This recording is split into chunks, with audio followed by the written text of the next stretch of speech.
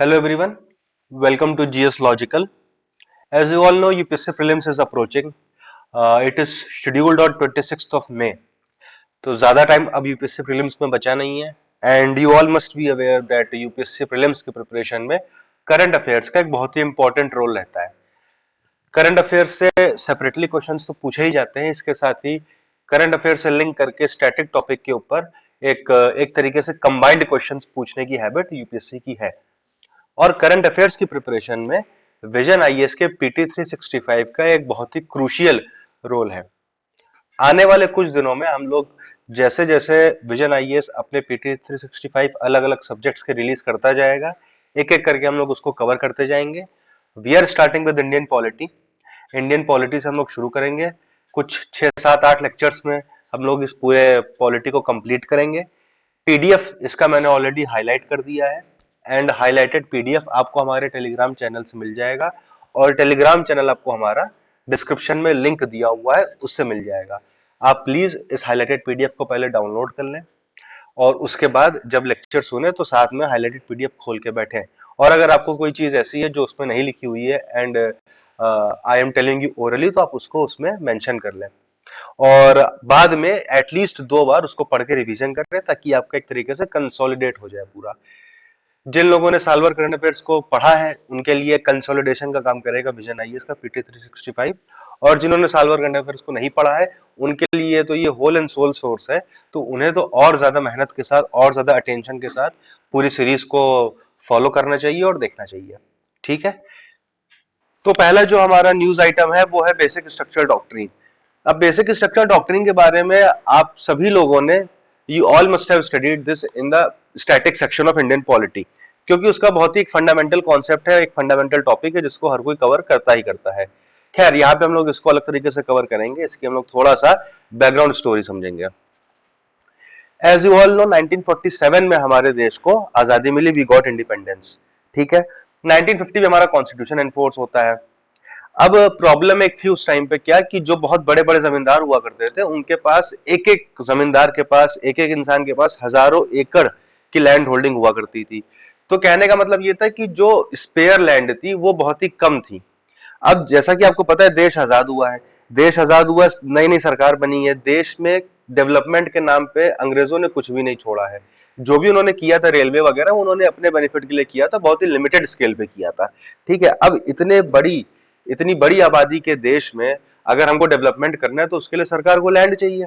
भाई आपको चाहे रेलवे ट्रैक्स बिछाने हो, चाहे आपको एयरपोर्ट बनाने हो, चाहे आपको इंडस्ट्रीज खड़ी करनी हो, आपको डैम्स बनाने हो, मल्टीपर्पज प्रोजेक्ट बनाने हो, थर्मल पावर प्लांट लगाने हो, कुछ भी डेवलपमेंट अगर आपको बेसिक से बेसिक डेवलपमेंट करना है तो गवर्नमेंट की पहले रिक्वायरमेंट क्या होती है? वो होती है लैंड। अगर लैंड नहीं है तो डेवलपमेंट नहीं हो सकता है। अब दिक्कत ये थी कि जैसा कि आपको पता है कि जो राइट टू प्रॉपर्टी हुआ करता था, है ना, राइट टू प्रॉपर्टी हमारा इंडिपेंडेंस के टाइम पे आर्टिकल 19 में एक फंडामेंटल राइट था। ठीक है, आर्टिकल 19 के अंदर एक फंडामेंटल राइट हुआ करता था।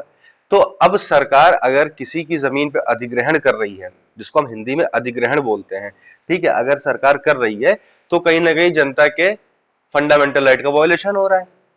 और ये आपको पता है कि फंडामेंटल राइट का वायोलेशन तो हो नहीं सकता है। अगर आप फंडामेंटल राइट का वायोलेशन करोगे, स्टेट अगर फंडामेंटल राइट का वायोलेशन करता है तो आर्टिकल 32 में सुप्रीम कोर्ट के पास और आर्टिकल 226 में हाई कोर्ट के पास आप जा सकते हो उसके एनफोर्समेंट के लिए।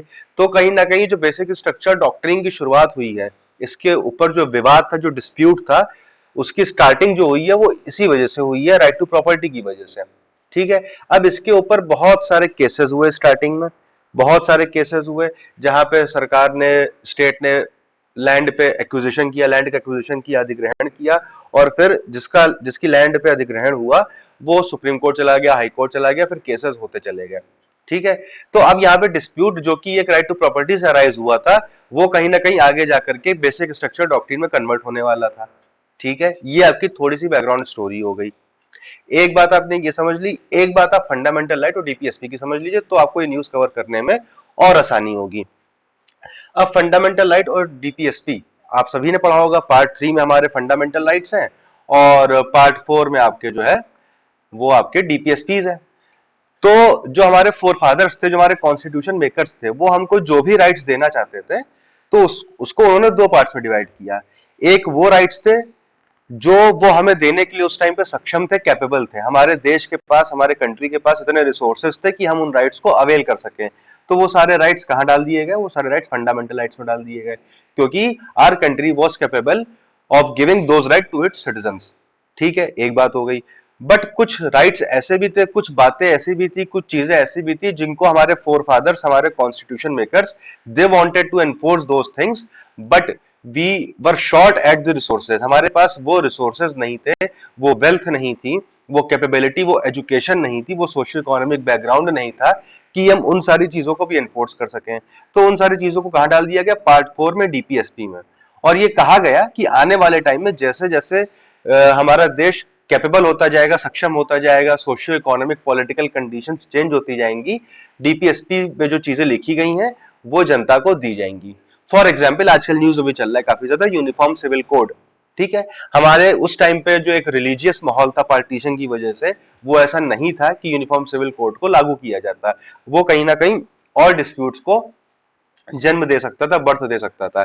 इस वजह से उसको डीपीएसपी में डाल दिया गया। अब आज शायद गवर्नमेंट को लग रहा है कि ऐसी कंडीशन आ गई है कि जनता, सिटीजन्स अब उसे स्वीकारने की एक मेंटेलिटी रखते हैं। सोशियो इकोनॉमिक कंडीशन चेंज हो चुकी है, पॉलिटिकल कंडीशन चेंज हो चुकी है, तो कहीं ना कहीं हम यूसीसी को एनफोर्स कर सकते हैं। तो ऐसी तमाम चीजें डीपीएसपी में डाली गई थी। अब यहाँ पे क्या हुआ? अब यहाँ पे जो है गवर्नमेंट, जो पार्लियामेंट थी हमारी, वो कहीं ना कहीं डीपीएसपी को एनफोर्स करने के लिए, लॉ बनाने के लिए उसके ऊपर जिम्मेदारी डाल दी था हमारे कॉन्स्टिट्यूशन मेकर्स ने। लेकिन दिक्कत कहां पे अराइज हुई? दिक्कत वहां पे अराइज हुई जब बहुत सारे डीपीएसपी क्या कर रहे थे? फंडामेंटल राइट्स का वॉयलेशन कर रहे थे। अब ये कैसे हुआ? जैसे कि आपको पता होगा 39, जो आपका आर्टिकल 39 है, उसमें कुछ कुछ बातें लिखी हुई है, जैसे कि कॉन्सेंट्रेशन ऑफ वेल्थ नहीं होना चाहिए, इक्विटेबल डिस्ट्रीब्यूशन ऑफ वेल्थ होना चाहिए। तो वेल्थ में तो भाई लैंड भी आ रही है ना आपकी, वेल्थ में तो आपकी लैंड भी आ रही है, जो कि आपके आर्टिकल 19 में राइट टू प्रॉपर्टी के अंडर में लोगों के पास है। तो कहीं ना कहीं अगर आपको आर्टिकल 39 को एनफोर्स करना है और इक्वल डिस्ट्रीब्यूशन ऑफ रिसोर्सेज करना है, इक्वल डिस्ट्रीब्यूशन ऑफ वेल्थ करना है, तो कहीं ना कहीं आपको राइट टू प्रॉपर्टी को हटाना पड़ेगा, है ना? तो ये एक जो डिस्प्यूट अराइज हुआ फंडामेंटल राइट और डीपीएसपी के बीच में, ये कहीं ना कहीं एक चैलेंज बना। और ये कारण बना किस चीज का? Tussle, tussle between judiciary and legislature, यानी कि पार्लियामेंट, जुडिशरी और पार्लियामेंट के बीच में टसल शुरू हुआ कि भैया हम डीपीएसपी को इंप्लीमेंट करने के लिए क्या फंडामेंटल राइट्स को वॉयलेट कर सकते हैं? क्योंकि आपने आर्टिकल 13 भी पढ़ा होगा। आर्टिकल 13 में क्या लिखा हुआ है कि all those laws which are derogatory of the fundamental rights they shall be null and void. यानी कि ऐसे कोई भी कानून जो फंडामेंटल राइट्स का वॉयलेशन कर रहे हैं, उनको नल एंड वॉइड करार दे देना चाहिए। ये सारी बातें आपको क्लियर हो गई? ये आपको कॉन्ट्रडिक्शंस दिखाई पड़ रहे हैं कि हाँ भाई, एक हमने राइट टू प्रॉपर्टी दे दिया, साथ ही साथ हमने आर्टिकल 39 में ये भी दे दिया कि इक्विटेबल डिस्ट्रीब्यूशन ऑफ रिसोर्सेज होना चाहिए, सारे रिसोर्सेज एक ही जगह पे एक्यूमुलेटेड, कॉन्सेंट्रेटेड नहीं होने चाहिए, ये भी हमने दे दिया। अब जब हम दोनों को एक साथ एनफोर्स करेंगे तो कहीं ना कहीं डिस्प्यूट तो अराइज होगा ही होगा। तो ये सारी चीजें, ये आपका फंडामेंटल राइट और डीपीएसपी का जो आपका एक विवाद था, जो डिस्प्यूट था, है ना, जुडिशरी और पार्लियामेंट का जो डिस्प्यूट था, आर्टिकल 13 और 368 जो कि अमेंडमेंट की पावर देता है पार्लियामेंट को, इसके बीच में जो एक डिस्प्यूट था, भाई आर्टिकल 368 कह रहा है कि आप कॉन्स्टिट्यूशन को अमेंड कर सकते हो, बट आर्टिकल 13 कह रहा है कि ऐसा कोई भी अगर लॉ है जो फंडामेंटल राइट्स को वायलेट कर रहा है तो भाई उसको हम नल एंड वॉइड कर देंगे, हम यानी कि जुडिशरी। ठीक है, तो कहीं ना कहीं आर्टिकल 368 और आर्टिकल 13 के बीच में भी एक डिस्प्यूट अराइज हो गया। तो इन सब चीजों का जो आखिरी में एक रिजल्ट निकला, जो प्रतिफल निकला, वो आपका निकला बेसिक स्ट्रक्चर डॉक्ट्रिन। ठीक है, अब ये आपको बैकग्राउंड स्टोरी पता है। अब हम इस न्यूज पे आते हैं, देखते हैं कि कैसे कैसे क्या क्या हुआ था। तो न्यूज में क्यों है ये बात? क्योंकि केशवानंदा भारती का जो जजमेंट आया था, जहां से बेसिक स्ट्रक्चर की डॉक्ट्रिन निकली थी, वो आपका 1973 में आया था और 2023 में उसको 50 साल, 50 इयर्स पूरे हो गए। तो कहीं ना कहीं जिन चीजों को भी 10 साल, 50 साल, 100 साल, 25 साल पूरे होते हैं, वो कहीं ना कहीं यूपीएससी की हैबिट है उसके ऊपर क्वेश्चंस फ्रेम करने के in the prelims as well as in the mains. ठीक है, तो इस वजह से हमको बेसिक स्ट्रक्चर की डॉक्ट्रिन कवर करनी है।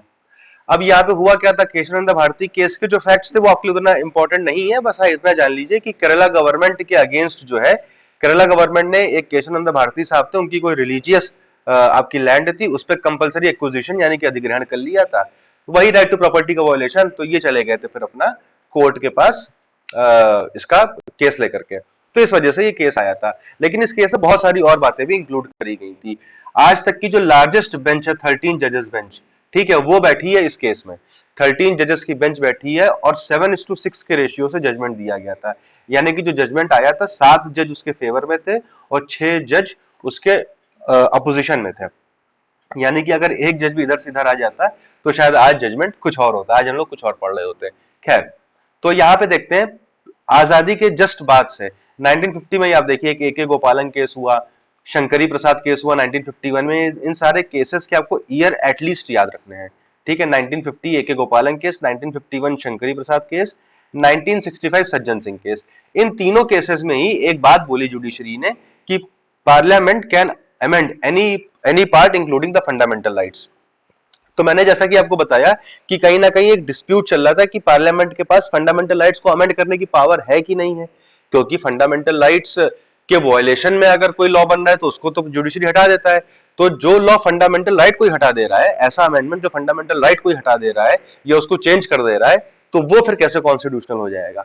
बात समझ रहे हैं आप? तो कहीं ना कहीं ये डिस्प्यूट था, लेकिन सुप्रीम कोर्ट ने इन तीनों ही केसेस में पार्लियामेंट के फेवर में फैसला दिया कि नहीं, पार्लियामेंट के पास पूरी तरीके से पावर है कि वो कॉन्स्टिट्यूशन के किसी भी पार्ट को अंडर द आर्टिकल 368 अमेंड कर सकती है और उस अमेंडमेंट में फंडामेंटल राइट्स भी शामिल हो सकते हैं। लेकिन अब यहाँ पे एक जो डिस्प्यूट की शुरुआत हुई एक तरीके से, एक जो इंपॉर्टेंट आपका टर्न आया डिस्प्यूट में, वो आपका आया 1967 के गोलकनाथ केस में। अब गोलकनाथ केस में क्या बोला गया? गोलकनाथ केस में बोला गया कि जो आपके फंडामेंटल राइट्स हैं, fundamental rights are sacrosanct and pure, उनको पार्लियामेंट टच भी नहीं कर सकती है, अमेंड तो करना दूर की बात है। यानी कि सुप्रीम कोर्ट ने जो अपना ही डिसीजन था 1965 का सज्जन सिंह केस में, उसको रिवर्स करते हुए बोला कि आप पार्लियामेंट जो है, आप यानी कि पार्लियामेंट, आप कॉन्स्टिट्यूशन को अमेंड कर सकते हो, किसी पार्ट को अमेंड कर सकते हो, लेकिन फंडामेंटल राइट्स को आप छू भी नहीं सकते हो। ठीक है, ये जो आर्टिकल 368 है, did not confer amending power to parliament, FR can not be amended by the parliament. वही चीज है कि जो 368 है वो आपको एफआर अमेंड करने की, यानी कि फंडामेंटल राइट्स को अमेंड करने की पावर नहीं दे रहा है। ठीक है, अब इसके बाद क्या होता है? अब यहां से टसल की शुरुआत होती है। जैसे ये जजमेंट आता है तो 1971 में पार्लियामेंट क्या करती है, दो कॉन्स्टिट्यूशनल अमेंडमेंट पास कर देती है, एक 24th और एक 25th। 24th में क्या बोलती है कि constitutional amendment is not law under article 13, so parliament can amend it. अब इसका क्या मतलब हुआ? काफी टेक्निकल भाषा लिखी हुई है यहाँ पे। तो कहने का मतलब ये है कि अगर आप आर्टिकल 13 को देखें तो आर्टिकल 13 में क्या लिखा हुआ है कि ऐसा कोई भी लॉ जो कि फंडामेंटल राइट्स को वायलेट कर रहा है ना, उसको आप नल एंड वॉइड कर दोगे। तो भाई एक कॉन्स्टिट्यूशनल अमेंडमेंट एक्ट जो होता है वो भी तो एक लॉ होता है ना, उसको भी तो पार्लियामेंट पास करती है ना। भाई नॉर्मल लॉ को भी पार्लियामेंट पास करती है, कॉन्स्टिट्यूशनल अमेंडमेंट एक्ट को भी पार्लियामेंट पास करती है। तो यानी कि कॉन्स्टिट्यूशनल अमेंडमेंट एक्ट भी आपका आर्टिकल 13 के अंदर जो लॉ की डेफिनेशन दी हुई है उसमें आएगा, और वो कॉन्स्टिट्यूशनल अमेंडमेंट एक्ट भी फंडामेंटल राइट को वायलेट नहीं कर सकता है। लेकिन 24th अमेंडमेंट में पार्लियामेंट ने क्या कह दिया कि ये जो कॉन्स्टिट्यूशनल अमेंडमेंट एक्ट होता है ये आर्टिकल 13 में लॉ की डेफिनेशन में ही नहीं आता है। लॉ का मतलब ऑर्डिनरी लॉ, जैसे आपका ये आईपीसी सीआरपीसी वगैरह हो गया, या जो भी आप लॉ सुनते हो normal day to day life में, motor vehicle act, environment protection act, wild life act वगैरह वगैरह, ये सब ऑर्डिनरी लॉज होते हैं। इनका कहने का मतलब है कि जो कॉन्स्टिट्यूशनल अमेंडमेंट एक्ट है ये आपका किसी भी तरीके से लॉ तो है ही नहीं, तो ये चाहे फंडामेंटल राइट्स को वायलेट करे चाहे ना करे, इससे कोई फर्क नहीं पड़ना चाहिए। एक बात इन्होंने ये बोल दी यहाँ पे आकर के। फिर इन्होंने अगले साल एक और अमेंडमेंट किया, उसी साल मतलब 1971 में ही एक और अमेंडमेंट किया, जिसमें क्या बोला, जिसमें इन्होंने राइट टू प्रॉपर्टी को कर्टेल ही कर दिया। जो फंडामेंटल राइट था राइट टू प्रॉपर्टी, उसको कर्टेल कर दिया, उसको हटा दिया। अच्छा, ये आप लोग पढ़ते होंगे कि 1978 में जो 44th अमेंडमेंट हुआ था उसके तहत राइट टू प्रॉपर्टी को एक लीगल राइट बना दिया गया था आगे के आर्टिकल्स में कॉन्स्टिट्यूशन के। लेकिन आपको ये नहीं पता होता है बहुत सारे लोगों को कि इसको कर्टेल 1971 में ही कर दिया गया था 25th अमेंडमेंट से, राइट टू प्रॉपर्टी को। और ऐसा भी नहीं कि आपके राइट टू प्रॉपर्टी को ऐसे ही कर्टेल कर दिया, जब भी कभी आपकी प्रॉपर्टी को सरकार एक्वायर करेगी तो उसके बदले आपको ड्यू कॉम्पनसेशन दिया जाएगा। जो भी उस टाइम का मार्केट रेट, सर्किल रेट होगा आपके प्रॉपर्टी का, वो आपको पे किया जाएगा, है ना। उसके बाद आपकी लैंड को, आपकी जमीन को एक्वायर किया जाएगा। ठीक है, तो ये आपका इन्होंने एक किया। दूसरा इन्होंने क्या बोला इस अमेंडमेंट में कि डीपीएसपी की प्रेसिडेंस है ओवर द फंडामेंटल राइट्स, कि यानी कि जब हम एक तराजू में डीपीएसपी और फंडामेंटल राइट्स को रखेंगे तो डीपीएसपी का पलड़ा ज्यादा भारी रहेगा। यानी कि डीपीएसपी को इंप्लीमेंट करने के लिए हम फंडामेंटल राइट्स को भी चेंज कर सकते हैं, उनको भी अमेंड कर सकते हैं। ये किसने बोला? ये पार्लियामेंट ने 25th अमेंडमेंट में बोला। और जो जुडिशियल रिव्यू की पावर है उसको हटा दिया गया ओवर द आर्टिकल 39 बी और सी। ये वही है कि कॉन्सेंट्रेशन ऑफ वेल्थ और equitable distribution of wealth DPSP में। तो उसको लेकर के जब भी सरकार कोई लॉ बनाएगी तो उसके ऊपर जुडिशियल रिव्यू काम नहीं करेगा, उसके ऊपर जुडिशरी अपना इंटरफेरेंस नहीं कर सकती है। ये तीन बातें इस अमेंडमेंट में बोल दी गई। तो अब देखिए एक बहुत ही एक्सट्रीम स्टेप हो गया यहाँ पे गोलकनाथ केस में सुप्रीम कोर्ट ने एक्सट्रीम स्टेप लिया कि आप फंडामेंटल राइट्स को छू भी नहीं सकते हो। और यहाँ पे 24th और 25th अमेंडमेंट में पार्लियामेंट ने एक एक्सट्रीम स्टेप ले लिया, राइट टू प्रॉपर्टी को तो हटा ही दिया, उसके अलावा डीपीएसपी को ज्यादा importance they the over the fundamental rights और जुडिशियल रिव्यू की पावर भी ले ली। तो कहीं ना कहीं ये दो बायपोलर एक आमने सामने खड़े होने वाली बात हो गई दोनों लोगों के, जुडिशरी के और लेजिस्लेचर के। अब इन सारी बातों का जो कंक्लूजन था वो जाकर के निकलता है कहां पे? 1973 के केशव नंदा भारती केस में। ठीक है, केशव नंदा भारती केस में इन सारे डिस्प्यूट्स का वंस एंड फॉर ऑल एक सोल्यूशन निकलता है। क्या निकलता है, क्या आउटकम्स थे, आइए देखते हैं। पहली बात तो पार्लियामेंट ने जो 24th अमेंडमेंट किया था उसको अपहोल्ड कर दिया, यानी कि उसको सही मान लिया। क्या सही माना? 24th अमेंडमेंट ये था कि जो कॉन्स्टिट्यूशनल अमेंडमेंट है वो लॉ की भाषा में नहीं आता है, इसीलिए वो आर्टिकल 13 के अंडर भी कवर नहीं होगा। यानी कि अगर कॉन्स्टिट्यूशनल अमेंडमेंट कोई भी फंडामेंटल राइट को वायलेट कर रहा है तो उसको जुडिशरी नल एंड वॉइड नहीं कर सकती है, because constitutional amendment is not a law. ये यहां पे इस बात को जुडिशरी ने एग्री कर लिया इस बात पे पार्लियामेंट की। ठीक है, पार्लियामेंट के पास पावर है कि वो किसी भी प्रोविजन को including all the fundamental rights, including the fundamental rights, all the provisions including fundamental rights, वो चेंज कर सकती है, ऑल्टर कर सकती है, अमेंड कर सकती है। ये भी बात जुडिशरी ने मान ली। लेकिन यहाँ पे जो एक लेकिन है, एक सब क्लॉज लगा दिया। उन्होंने कहा कि भैया देखो कर तो तुम सब लो, लेकिन एक बात का ध्यान रखना कि अमेंडमेंट करते टाइम, ऑल्टर करते टाइम हमारे जो संविधान के एसेंशियल फीचर्स हैं, जो बेसिक स्ट्रक्चर है, एक जो बेसिक ढांचा है हमारे देश की पॉलिटी का, हमारे संविधान का, उसको ना तुम चेंज कर सकते हो, ना डैमेज कर सकते हो, ना डिस्ट्रॉय कर सकते हो। तो अभी तक तो पार्लियामेंट के सब एग्रीमेंट में चीजें हो रही थी, तो पार्लियामेंट एकदम खुश हो रही थी कि हाँ भैया एकदम सही बात कह रहे हो आप। लेकिन जैसे सारी बात कंप्लीट हुई, आखिरी में एक लाइन ऐड कर दी कि हाँ ये सब कर लेना, लेकिन हमारे बेसिक स्ट्रक्चर को, एसेंशियल फीचर्स को डिस्ट्रॉय मत करना। ठीक है, अब इनको लगा कि यार ये क्या हुआ, इसमें क्या क्या आएगा, बेसिक स्ट्रक्चर का मतलब क्या है? क्योंकि भाई कहीं पे डिफाइन तो है नहीं बेसिक स्ट्रक्चर टर्म्स। ये बेसिक स्ट्रक्चर का जो टर्म है, ये एसेंशियल फीचर्स क्या हमारे संविधान के, ये कहीं पे डिफाइंड तो है नहीं। तो ये आने वाले केसेस में एक एक करके सुप्रीम कोर्ट ने चीजें बताई, जुडिशरी ने चीजें बताई कि क्या क्या आता है। वो यहाँ पे लिस्ट दी हुई है, आप इसको एक बार रीड कर लेना। और बहुत ही कॉमन सेंस का भी अगर कोई इंसान है तो ये बता सकता है ऑप्शंस देख करके। भाई आपके प्रीलिम्स में आएंगे तो ऑप्शन ही है ना कि which of the following things are included in the basic structure of the Indian constitution. 6-7 option होंगे, उसमें से 1 2 3 4 1 2 4 इस तरीके से होगा।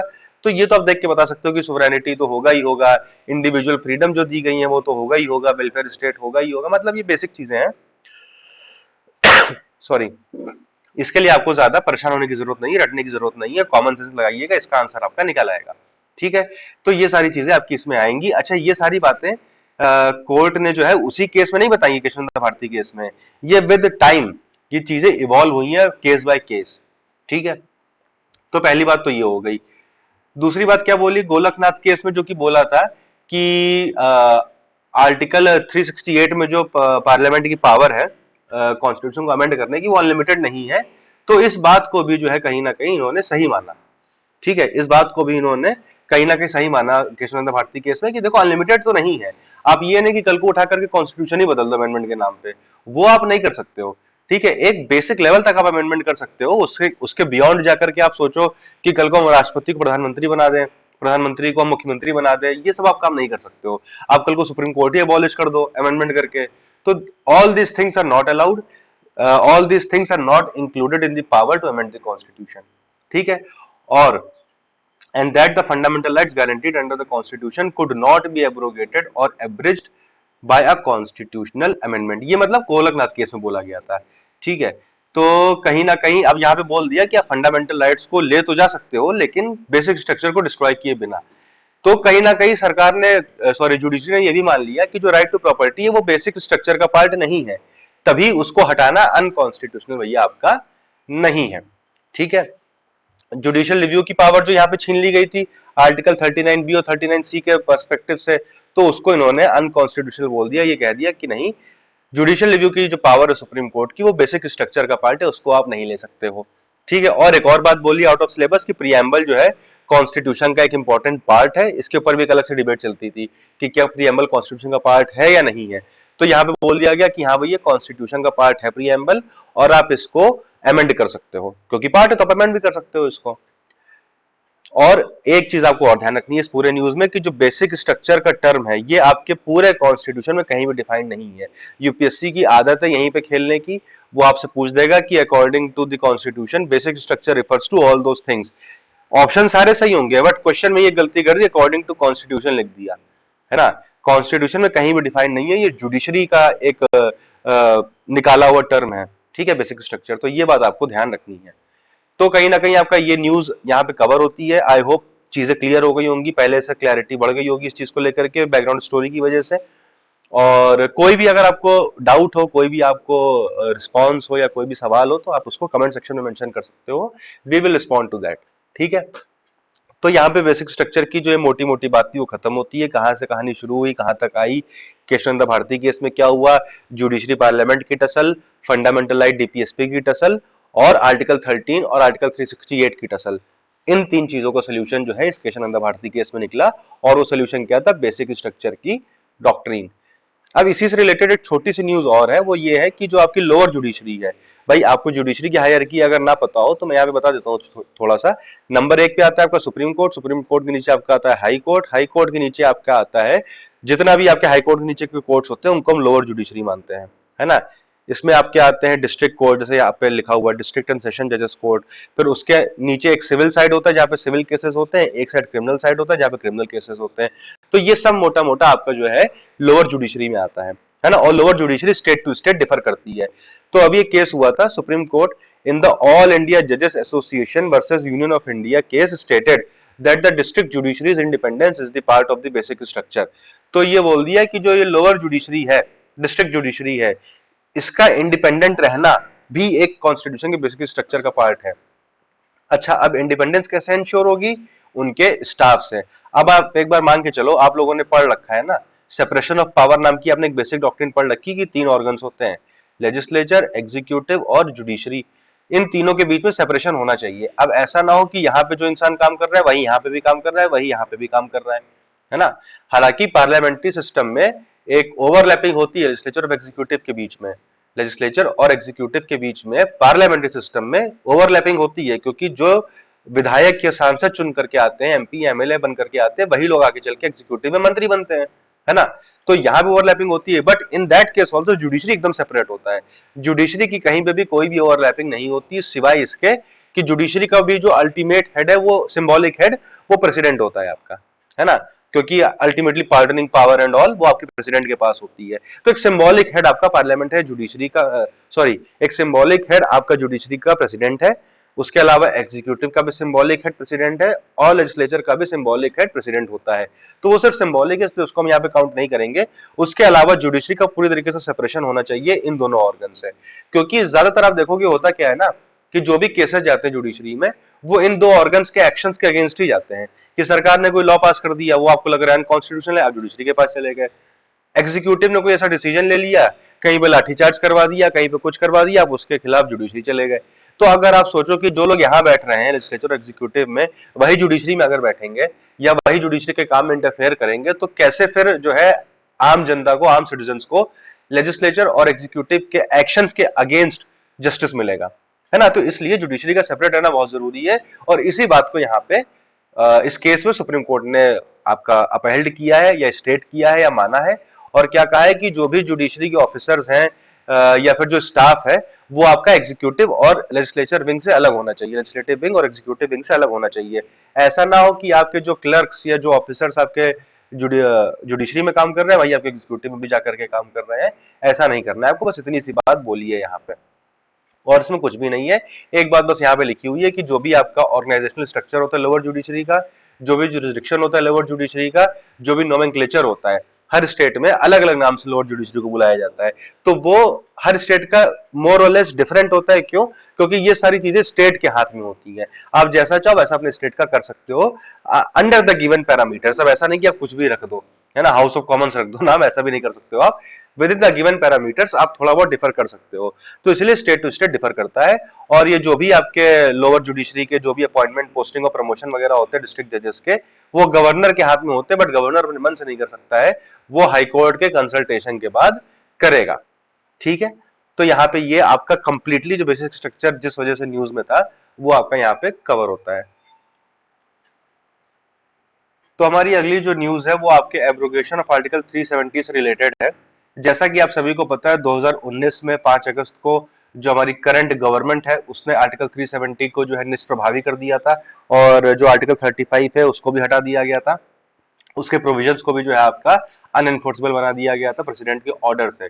तो जब ये डिसीजन आया था उस टाइम पे सुप्रीम कोर्ट के पास केस गया था कि जिस तरीके से ये काम किया गया है, आर्टिकल 370 को एब्रोगेट किया गया है, क्या वो कॉन्स्टिट्यूशनल है या वो कॉन्स्टिट्यूशनल नहीं है।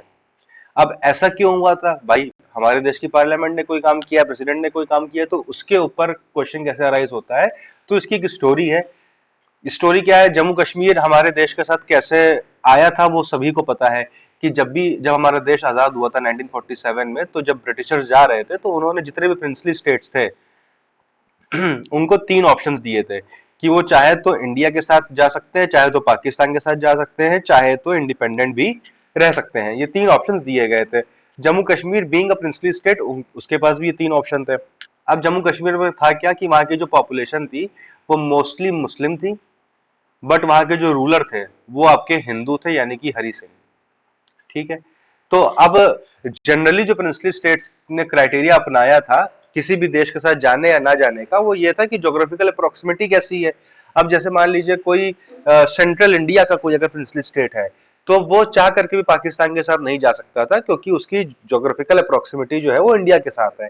सिमिलरली जो अगर पाकिस्तान वाले एरिया में कोई प्रिंसली स्टेट पड़ रहा था, वो चाहता तो भी इंडिया में नहीं आ सकता था, क्योंकि ज्योग्राफिकल प्रोक्सिमिटी जो है उसकी पाकिस्तान के साथ थी। तो पहला रीजन तो ये था, पहला एक क्राइटेरिया ये था। दूसरा क्राइटेरिया था पॉपुलेशन का, कि पॉपुलेशन हिंदू मेजोरिटी है मुस्लिम मेजोरिटी है। जो मुस्लिम मेजोरिटी वाले प्रिंसली स्टेट्स थे उनकी पहली प्राथमिकता थी पाकिस्तान के साथ जाना। जो हिंदू मेजोरिटी वाले थे उनकी पहली प्राथमिकता इंडिया के साथ आना थी। ठीक है? उसके अलावा तीसरा जो फैक्टर था वो था वहां के रूलर का, कि रूलर का रिलीजन क्या है। जैसे कि आपका जूनागढ़ का एग्जाम्पल ले लीजिए। जूनागढ़ की मोस्टली पॉपुलेशन हिंदू थी, बट वहां का जो रूलर था वो आपका मुस्लिम था। तो उसकी जो एक मेंटेलिटी थी वो पाकिस्तान के साथ जाने की थी, बट अल्टीमेटली ऐसा हो नहीं पाया बिकॉज ऑफ सरदार वल्लभ भाई पटेल। देन आपका जम्मू कश्मीर का एग्जाम्पल है, जहां पे मोस्टली पॉपुलेशन मुस्लिम थी लेकिन जो रूलर था वो हिंदू था। बट इनकी अलग ही मेंटेलिटी थी हरि सिंह की, इनको ना इंडिया के साथ जाना था ना पाकिस्तान के साथ जाना था। अगर ये किसी एक के साथ भी जाने का फैसला कर लेते स्टार्टिंग में ही, तो शायद आज ये विवाद नहीं होता, है ना। ब्रॉडली थिंकिंग अगर हम ऐसा सोचे, तो ये विवाद इसी वजह से क्योंकि हरि सिंह ने टाइम रहते हुए कोई डिसीजन नहीं लिया। उन्होंने सोचा कि हम इंडिपेंडेंट रहेंगे और जम्मू कश्मीर को अपने अंडर में रखेंगे। वेल एंड गुड, इंडिया ने इस पर कोई आपत्ति नहीं करी, लेकिन पाकिस्तान बिंग पाकिस्तान, उसने जो है जम्मू कश्मीर के ऊपर हमला कर दिया। जब हमला किया तो इनके पास कोई ऑप्शन नहीं बचा, क्योंकि भाई इनका अंदर से जो झुकाव था वो तो इनका इंडिया के प्रति ही था, है ना। तो तब ये इंडिया के पास आए। तब भाई नेहरू जी ने शर्त रख दी कि अगर आपको इंडिया से मदद चाहिए, आप चाहते हो कि पाकिस्तान ने जो आपके ऊपर हमला किया है उसमें अगर हम आपकी मदद करें, तो आपको पहले इंस्ट्रूमेंट ऑफ एक्सेशन पे साइन करना पड़ेगा, यानी कि आपको ये मानना पड़ेगा कि आप इंडिया का पार्ट बनोगे। अब तो हरि सिंह ने कहा ठीक है, लेकिन हम कुछ कंडीशन भी रखेंगे। अब कंडीशन क्या रखी गई? कंडीशन रखी गई कि खाली 3 मुद्दे होंगे जम्मू कश्मीर के जिसके ऊपर इंडियन गवर्नमेंट के पास पावर होगी, वो है डिफेंस, कम्युनिकेशन एंड आपका फॉरेन अफेयर्स। बाकी जो भी पूरे इंटरनल गवर्नेंस के मुद्दे हैं, है ना, उन सब के ऊपर जम्मू कश्मीर अपने हिसाब से लॉ बनाएगा। ठीक है? जम्मू कश्मीर का खुद का एक प्रधानमंत्री होगा। भाई बाकी स्टेट्स के सीएम होते हैं, इनका खुद का एक पीएम होगा, इनका खुद का एक कॉन्स्टिट्यूशन होगा, इनके खुद के पीनल लॉज होंगे, आईपीसी वगैरह जो होती है, वहां पे पहले रणवीर पीनल कोड चलती थी। ठीक है? तो ये सारे लॉज जो है जम्मू कश्मीर के अलग होंगे।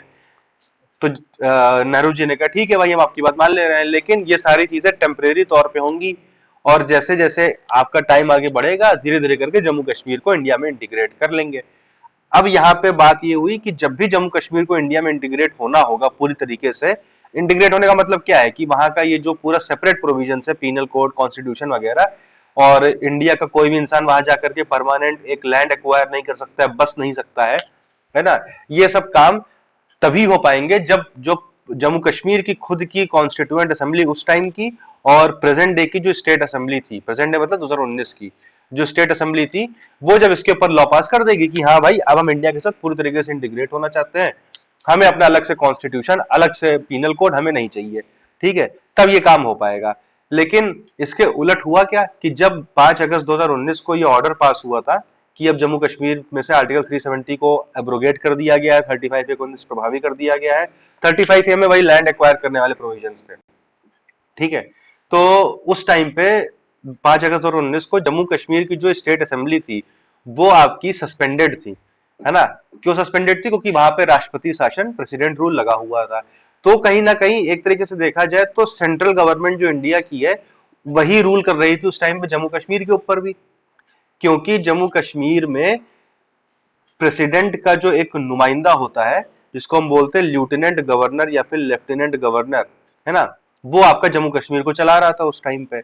तो अब क्योंकि असेंबली सेशन में नहीं थी, तो जो लॉ असेंबली में पास होना था वो लेफ्टिनेंट गवर्नर ने अपने साइन से पास करके बोल दिया कि हाँ हम इंडिया के साथ मिलना चाह रहे हैं।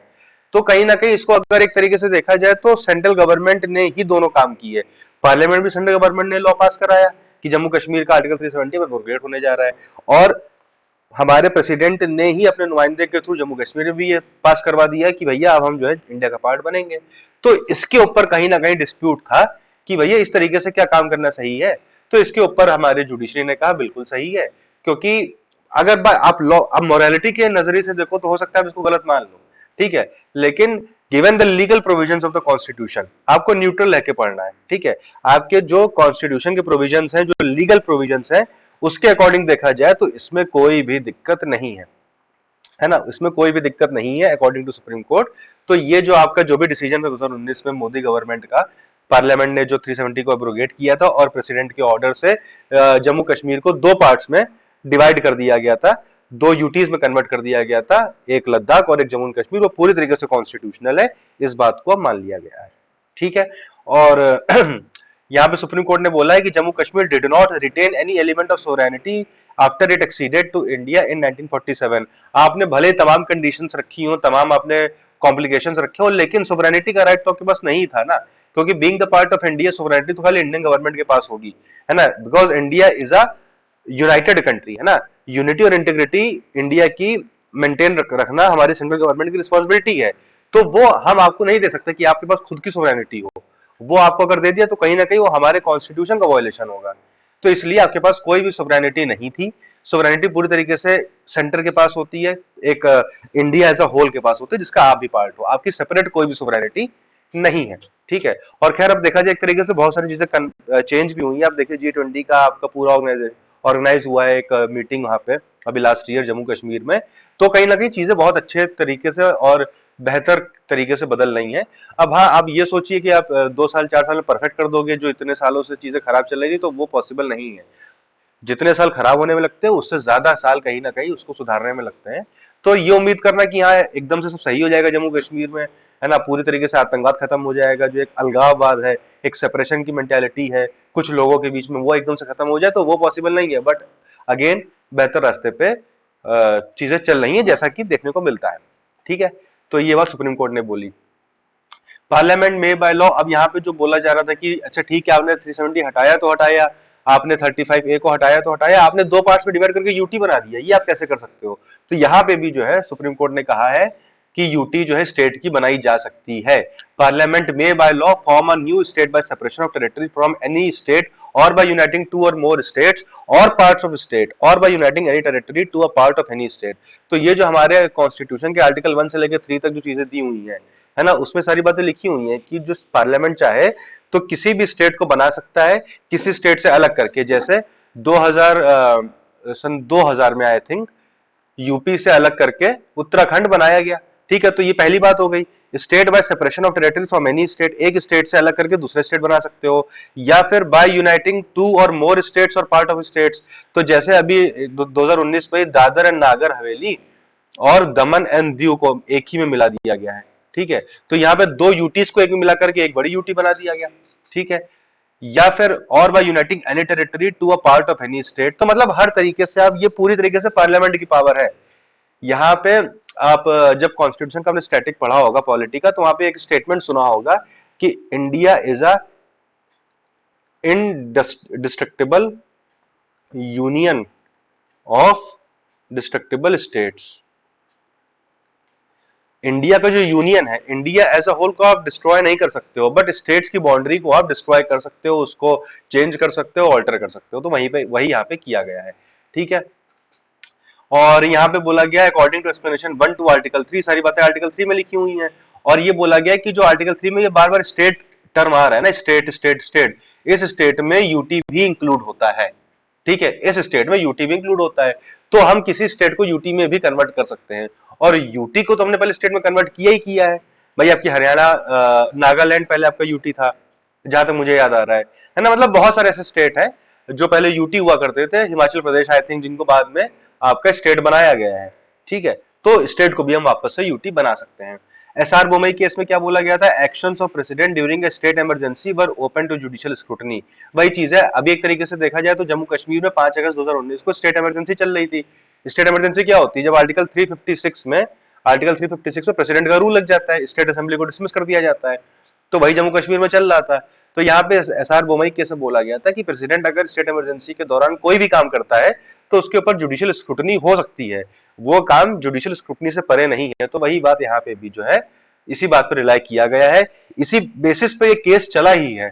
अगर ऐसा ना होता तो शायद ये केस चल भी ना पाता। खैर, आर्टिकल 370 जो पार्ट 21 में था, ये एक स्टैटिक फैक्ट है, आप ध्यान रख सकते हो। और आर्टिकल 3 जिसको हम लोग ऑलरेडी पढ़ चुके हैं, वही यहाँ पे लिखा होगा, आप इसकी भी एक बार रीडिंग कर लीजिएगा। और इसमें कुछ भी इंपॉर्टेंट नहीं है। जब आप रिवीजन करेंगे आपको ध्यान देना है सिर्फ और सिर्फ जो ब्लू कलर से हाईलाइटेड पार्ट है, ये जो रेड वाला जो भी मैंने लिखा है चीजें, ये आपको पीडीएफ में नहीं मिलेंगी, ये तो इरेज हो जाएंगी बाद में ऑटोमेटिकली। लेकिन जो भी ब्लू से हाईलाइटेड चीजें हैं, है ना, वही आपको रिवाइज करनी है। बाकी की किसी भी आपको ये जितने भी अनहाइलाइटेड लाइंस है, उनको आप आंख बंद करके छोड़िए, उस पर आपको बिल्कुल भी नहीं जाना टाइम वेस्ट करने के लिए। ठीक है, तो अगली न्यूज जो है वो है हमारी national capital territory of Delhi amendment act 2023। ठीक है, तो भाई दिल्ली की अपनी अलग पॉलिटिक्स है। और ये न्यूज और दिल्ली की पॉलिटिक्स समझने से पहले आइए पहले हम लोग देख लेते हैं दिल्ली का जो गवर्नेंस मॉडल है। ठीक है, दिल्ली का जो गवर्नेंस मॉडल है, तो देखिए कुछ बेसिक चीजें तो आप सबको पता होंगी कि जितनी भी यूटीज है हमारे यहाँ पे, उनमें से सिर्फ दो, यहाँ पे मैं जम्मू कश्मीर को छोड़ रहा हूँ क्योंकि वहां पे अभी इलेक्शंस हुए नहीं है। ठीक है, तो लक्षद्वीप और दिल्ली, सिर्फ इनके पास खुद की लेजिस्लेटिव असेंबली है। यानी सिर्फ ये ऐसी दो यूटीज है जहां पे विधानसभा के या फिर लेजिस्लेटिव असेंबली के चुनाव होते हैं, जहाँ पे खुद का सीएम होता है। नहीं तो बाकी यूटीज में क्या होता है, बाकी यूटीज में गवर्नर होते हैं जिनको प्रेसिडेंट अपॉइंट करता है और उनके थ्रू प्रेसिडेंट ही चलाता है उन यूटीज को। लेकिन यहाँ पे इन दो यूटीज में क्या है, खुद की लेजिस्लेटिव असेंबली है, खुद के काउंसिल ऑफ मिनिस्टर्स हैं, खुद के सीएम है, और उसके अलावा प्रेसिडेंट के अपॉइंट किए हुए आपके गवर्नर या फिर लेफ्टिनेंट गवर्नर भी हैं, जो कि कहीं ना कहीं डिस्प्यूट का मुद्दा भी है। खैर, तो पहले हम यहाँ पे आते देखते हैं। 1952 में पहली बात तो जो है यहाँ पे वो बनाया गया था, आपका लेजिस्लेटिव असेंबली बनाई गई थी दिल्ली की with an elected chief minister. ठीक है, और 1956 में इसको यूटी बना दिया गया था दिल्ली को। दिल्ली को यूटी बनाने के पीछे रीजन यही था कि भाई एक आपकी कैपिटल है, एक तो है ना, आपकी कैपिटल है ये, तो यहाँ पे जो भी कुछ हो वहां पे सेंट्रल गवर्नमेंट का कहीं ना कहीं थोड़ा बहुत कंट्रोल या इंटरफेरेंस तो होना ही चाहिए। क्योंकि दिल्ली में कुछ भी अगर होगा तो उसकी सिर्फ लोकल इंपॉर्टेंस नहीं है, उसकी एक नेशनल और इंटरनेशनल रिपरकशंस भी होते हैं। इमेज बनती है हमारी कंट्री की दिल्ली में होने वाली चीजों की वजह से। जैसे कि आपका निर्भया गैंगरेप केस आप देख लीजिए, है ना, कितनी ज्यादा इंडिया की बदनामी हुई थी उस समय। इंडिया को, मतलब दिल्ली को rape capital of the world कह दिया गया था। तो कहने का मतलब यही है कि सेंट्रल गवर्नमेंट अपना कंट्रोल रख पाए, इस वजह से यूटी में इसको कन्वर्ट किया गया था। नहीं तो जिस हिसाब से पॉपुलेशन है यहाँ की, तो ये बहुत सारे स्टेट से कई गुना ज्यादा पॉपुलेशन है दिल्ली की आपके। ठीक है, तो खैर, तो स्टेट रीऑर्गेनाइजेशन एक्ट 1956 का जो था उस पर दिल्ली को यूटी बना दिया गया, और आर्टिकल 239 के अंडर इसको गवर्न किया जाता है ऑफ द कॉन्स्टिट्यूशन। ये सारे आर्टिकल जो होते हैं ना, ये आपको ध्यान रखना भैया बहुत जरूरी है।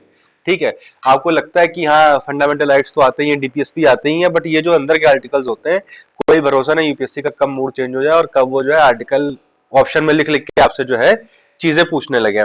उसके अलावा एक रीजन और होता है कि जब आप मेंस में आंसर राइटिंग करोगे तो मेंस में आंसर राइटिंग के दौरान आपके लिए इन आर्टिकल्स की इंपॉर्टेंस बढ़ जाती है।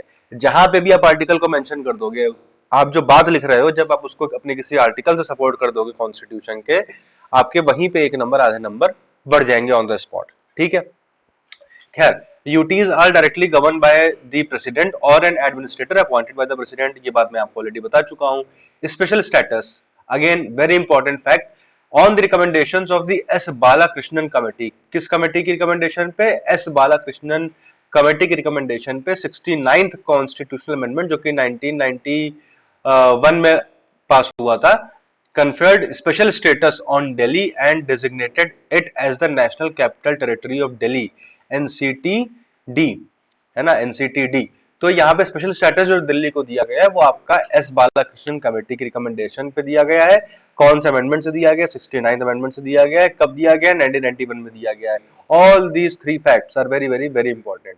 अच्छा, अब इस अमेंडमेंट के थ्रू आर्टिकल 239 डबल ए भी आपका वो कर दिया गया था, इंक्लूड कर दिया गया था, ऐड कर दिया गया था कॉन्स्टिट्यूशन में, and made Delhi a UT with the legislature and council of ministers. ठीक है, तो यहाँ पे जो है दिल्ली को एक यूटी बना दिया गया था। यूटी मतलब पहले से था, लेजिस्लेचर और काउंसिल ऑफ मिनिस्टर्स भी यहाँ पे इनके इस आर्टिकल के तहत रख दिए गए थे। ठीक है, lieutenant governor is designated as an administrator of Delhi operating with the aid and advice of the council of ministers of the Delhi. अब यहाँ पे जो आपका 1991 का अमेंडमेंट था, है ना, उसके तहत जो है, एक सेकंड रुकिएगा, हाँ, तो ये जो आपका 1991 का जो अमेंडमेंट था उसके तहत आपका जो लेफ्टिनेंट गवर्नर होगा वो भले ही उसको अपॉइंट प्रेसिडेंट करेगा, ठीक है, उसको अपॉइंट प्रेसिडेंट कर रहा है, लेकिन उसको काम कैसे करना पड़ेगा? उसको काम जो है इन्हीं के उस पे करना पड़ेगा, जो वहां के लोकल काउंसिल ऑफ मिनिस्टर्स हैं उन्हीं की एड एंड एडवाइस पे जो है काम करना पड़ेगा। तो एक बात यहाँ पे है, तो इस हिसाब से तो कोई डिस्प्यूट होना ही नहीं चाहिए, क्योंकि भाई जो लेफ्टिनेंट गवर्नर है वो तो आपका इन्हीं के हिसाब से काम कर रहा है, काउंसिल ऑफ मिनिस्टर्स के हिसाब से। बट ऐसा असलियत में प्रैक्टिकली होता नहीं है। प्रैक्टिकली क्यों नहीं होता, अभी आगे मैं आपको समझाऊंगा। अब यहाँ पे आइए पहले और नीचे, except for police, public order and land, यानी कि पुलिस, पब्लिक ऑर्डर और लैंड, ये सारे मुद्दे किसके पास रहेंगे? ये सारे मुद्दे रहेंगे आपके सेंट्रल गवर्नमेंट के पास। इन सबके अलावा जितने मुद्दे हैं उन सारे मुद्दों पे, स्टेट लिस्ट के और कॉन्करेंट लिस्ट के, उन सारे मुद्दों पे दिल्ली की लेजिस्लेटिव असेंबली यानी कि जो विधानसभा है वो आपकी जो है लॉ बना सकती है। लेकिन इन तीन मुद्दों पे, पुलिस पे, पब्लिक ऑर्डर पे और लैंड पे, उस पे सिर्फ और सिर्फ जो है आपका यही लॉ बना सकते हैं, कौन? पार्लियामेंट। ठीक है, यानी कि central government. Parliament can legislate over all matters in the state and concurrent list related to Delhi. अब देखिए यहाँ पे एक डिस्प्यूट कहीं ना कहीं यहीं से अराइज होता है कि जो स्टेट लिस्ट के मुद्दे हैं उनमें से तो हमने तीन मुद्दे उठा करके सेंटर को दे दिए, उसके अलावा सेंटर को मतलब पूरी तरीके से दे दिया कि इस पे तो आपको ही बनाना है, लेकिन उसके अलावा जितने मुद्दे बचे स्टेट लिस्ट के और कॉन्करेंट लिस्ट के, उस पे भी आपने अधिकार दे दिया है कि पार्लियामेंट चाहे तो लॉ बना सकती है। जरूरी नहीं है कि बनाना है, बाकी तीन पे जरूरी है। इन सारे मुद्दों पे, जो कि इन तीनों के अलावा बाकी जो मुद्दे हैं उन पे जरूरी नहीं है, बट चाहे तो बना सकती है। तो पावर भाई किसको नहीं पसंद होती है, बनाएंगे ही। अब आपको एक बैकग्राउंड समझ में आ गया कि भैया दिल्ली कैसे गवर्न होती है।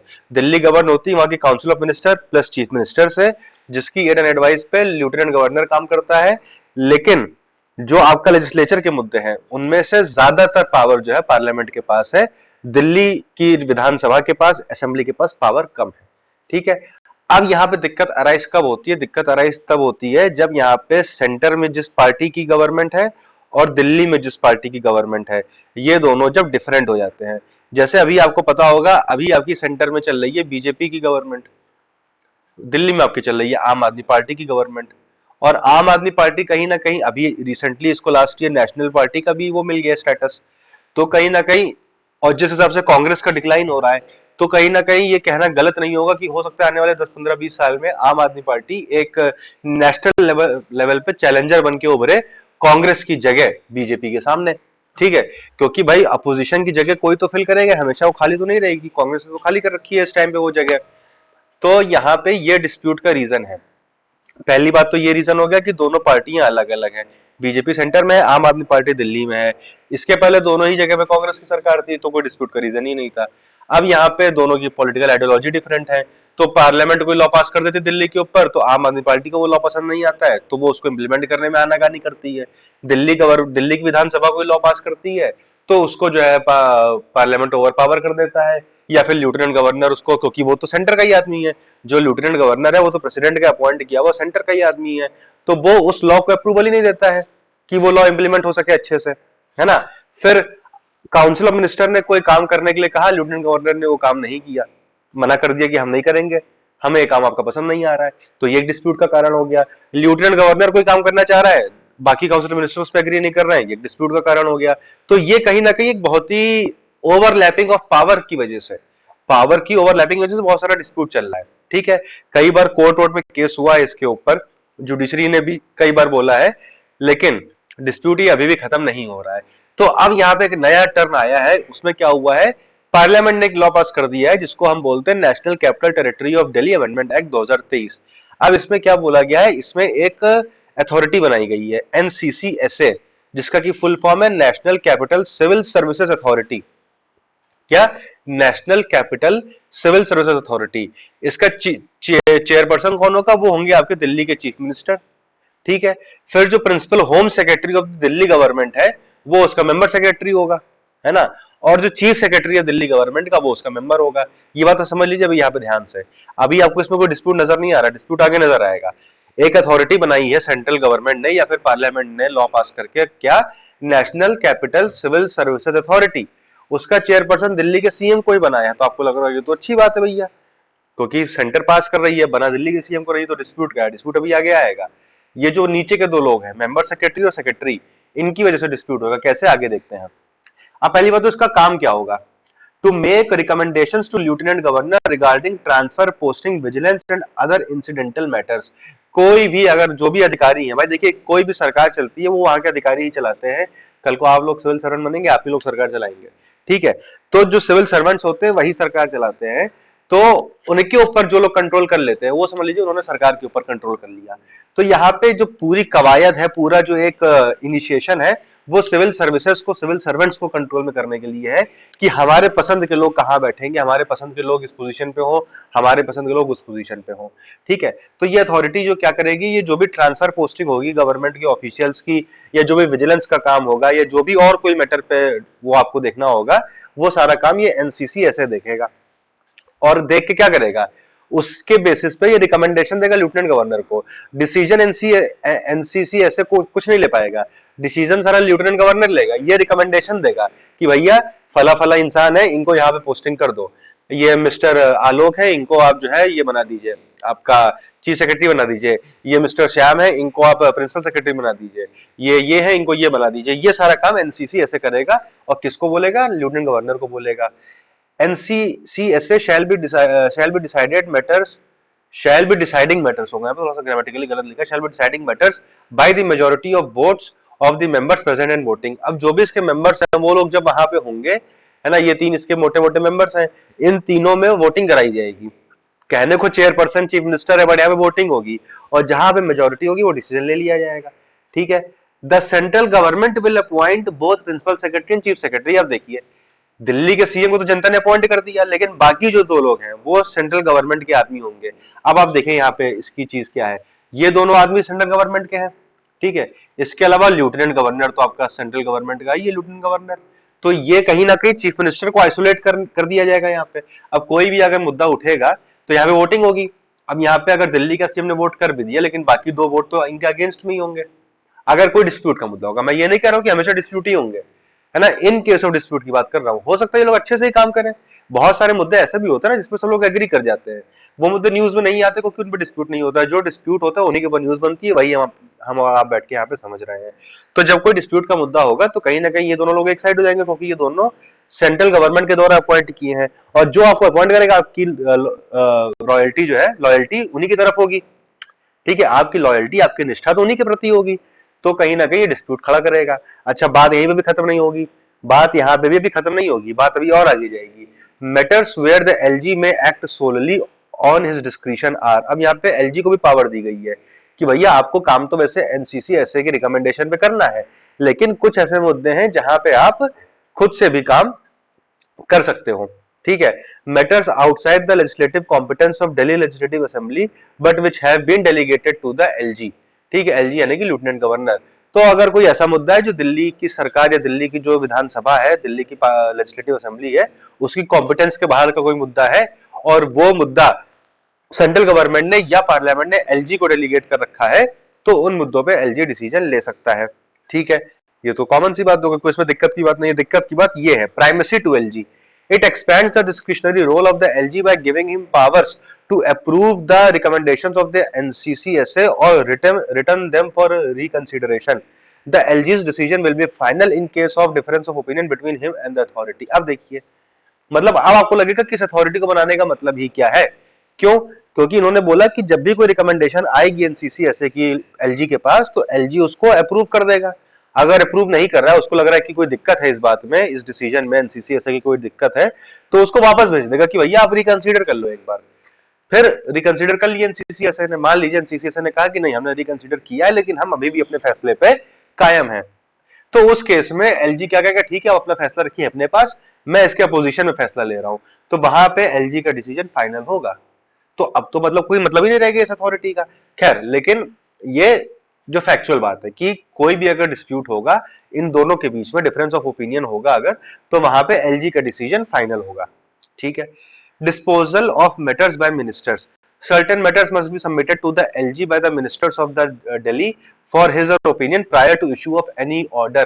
अब कुछ ऐसे मुद्दे भी हैं, है ना, इसी एक्ट में जो ये अमेंडमेंट एक्ट किया गया है, इसी एक्ट में कुछ ऐसे मुद्दे भी डाले गए हैं जहां पे जो मिनिस्टर्स हैं दिल्ली गवर्नमेंट के, वो उन मुद्दों पे डिसीजन लेने से पहले एलजी के पास जाएंगे और मैटर सबमिट करेंगे और फिर उनसे अप्रूवल करा करके ही वो डिसीजन ले पाएंगे, है ना। अब वो मुद्दे कौन से हैं? The peace and tranquillity of Delhi, relation between the Delhi government and the central government, supreme court और other state governments, summoning prorogation and dissolution of legislative assembly, matters on which LG is to give an order in sole description. तो ये आप पढ़ लीजिएगा, इसमें कोई बहुत खास मुद्दा नहीं है, जस्ट मैंने आपको बता दी है ना। इसके पीछे का जो एक आपका पूरा एक तरीके से डिस्प्यूट है वो बता दिया है, अंडरलाइन बातें क्या है इसकी मैंने आपको बता दी है।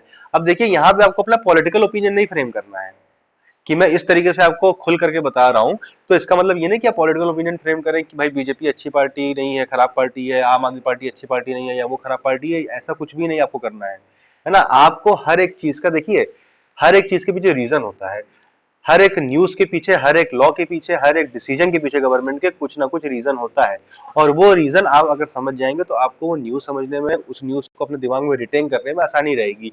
ये पूरी कहानी, पूरी पॉलिटिक्स बताने के पीछे सिर्फ यही मोटिव है कि ये चीजें आपके दिमाग से निकले ना कभी। अब कल को मान लीजिए आप एग्जाम में जाकर के भूल गए कि अच्छा डिफरेंस ऑफ ओपिनियन में प्रायोरिटी किसकी थी, एनसीसीएसए की थी कि एलजी की थी, तो ये बात आप भले भूल जाए, पर आप ये बात नहीं भूलोगे कि यहाँ पे डिस्प्यूट है सेंटर और स्टेट का, है ना।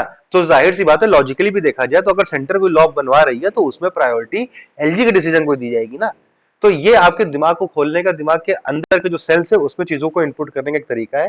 तो आपको इससे कोई पॉलिटिकल ओपिनियन नहीं फ्रेम करना है, ना ही आपको अपने इस चीज पे विचार व्यक्त करने की नहीं ये तो सही है या गलत है, सही गलत कुछ भी नहीं है, लॉ पास हो गया है, आपका काम है उसको इम्प्लीमेंट करना, है ना। बस आपको ओपिनियन, आप कोई जर्नलिस्ट या कोई आप सिविल सोसाइटी के मेंबर नहीं है कि आप बैठ करके ओपिनियन फ्रेम करें एनजीओ खोल करके, आपको लॉ बन गया उसको इम्प्लीमेंट करना है बस। ठीक है, जहां ओपिनियन मांगा जाएगा तब आपको ओपिनियन देना है, वहां पे भी बहुत मतलब बायस्ड ना होकर के। खैर तो ये न्यूज हो गई। अगली न्यूज है आपकी प्रिवेंटिव डिटेंशन की। इसमें कोई बहुत खास न्यूज नहीं है, इसका स्टैटिक पोर्शन ही हम लोग देखेंगे अभी। बस यहाँ पे ये है कि सुप्रीम कोर्ट ने एक डिटेंशन ऑर्डर था, है ना, किसी को डिटेन करने का सरकार ने ऑर्डर पास किया था, तो उसको सेट असाइड करते हुए ये कहा है कि भैया जो प्रिवेंटिव डिटेंशन है ये कॉलोनियल लेगेसी है, अंग्रेजों के जमाने से चला आ रहा है और इंडियंस को परेशान करने के लिए अंग्रेज लाए थे, तो इसको आप हटा दोगे तो ठीक रहेगा, और नहीं भी हटाओगे तो एटलीस्ट इसको rarest of the rare case में इस्तेमाल करिए, आप हर किसी को प्रिवेंटिव डिटेंशन में मत उठा लीजिए। यहाँ पे सुप्रीम कोर्ट ने बात बोली है। अब लेकिन ये है क्या, है ना, तो वो आप यहाँ पे देखिए, पता आपको होगा लेकिन वो रिवाइज कर लेते हैं।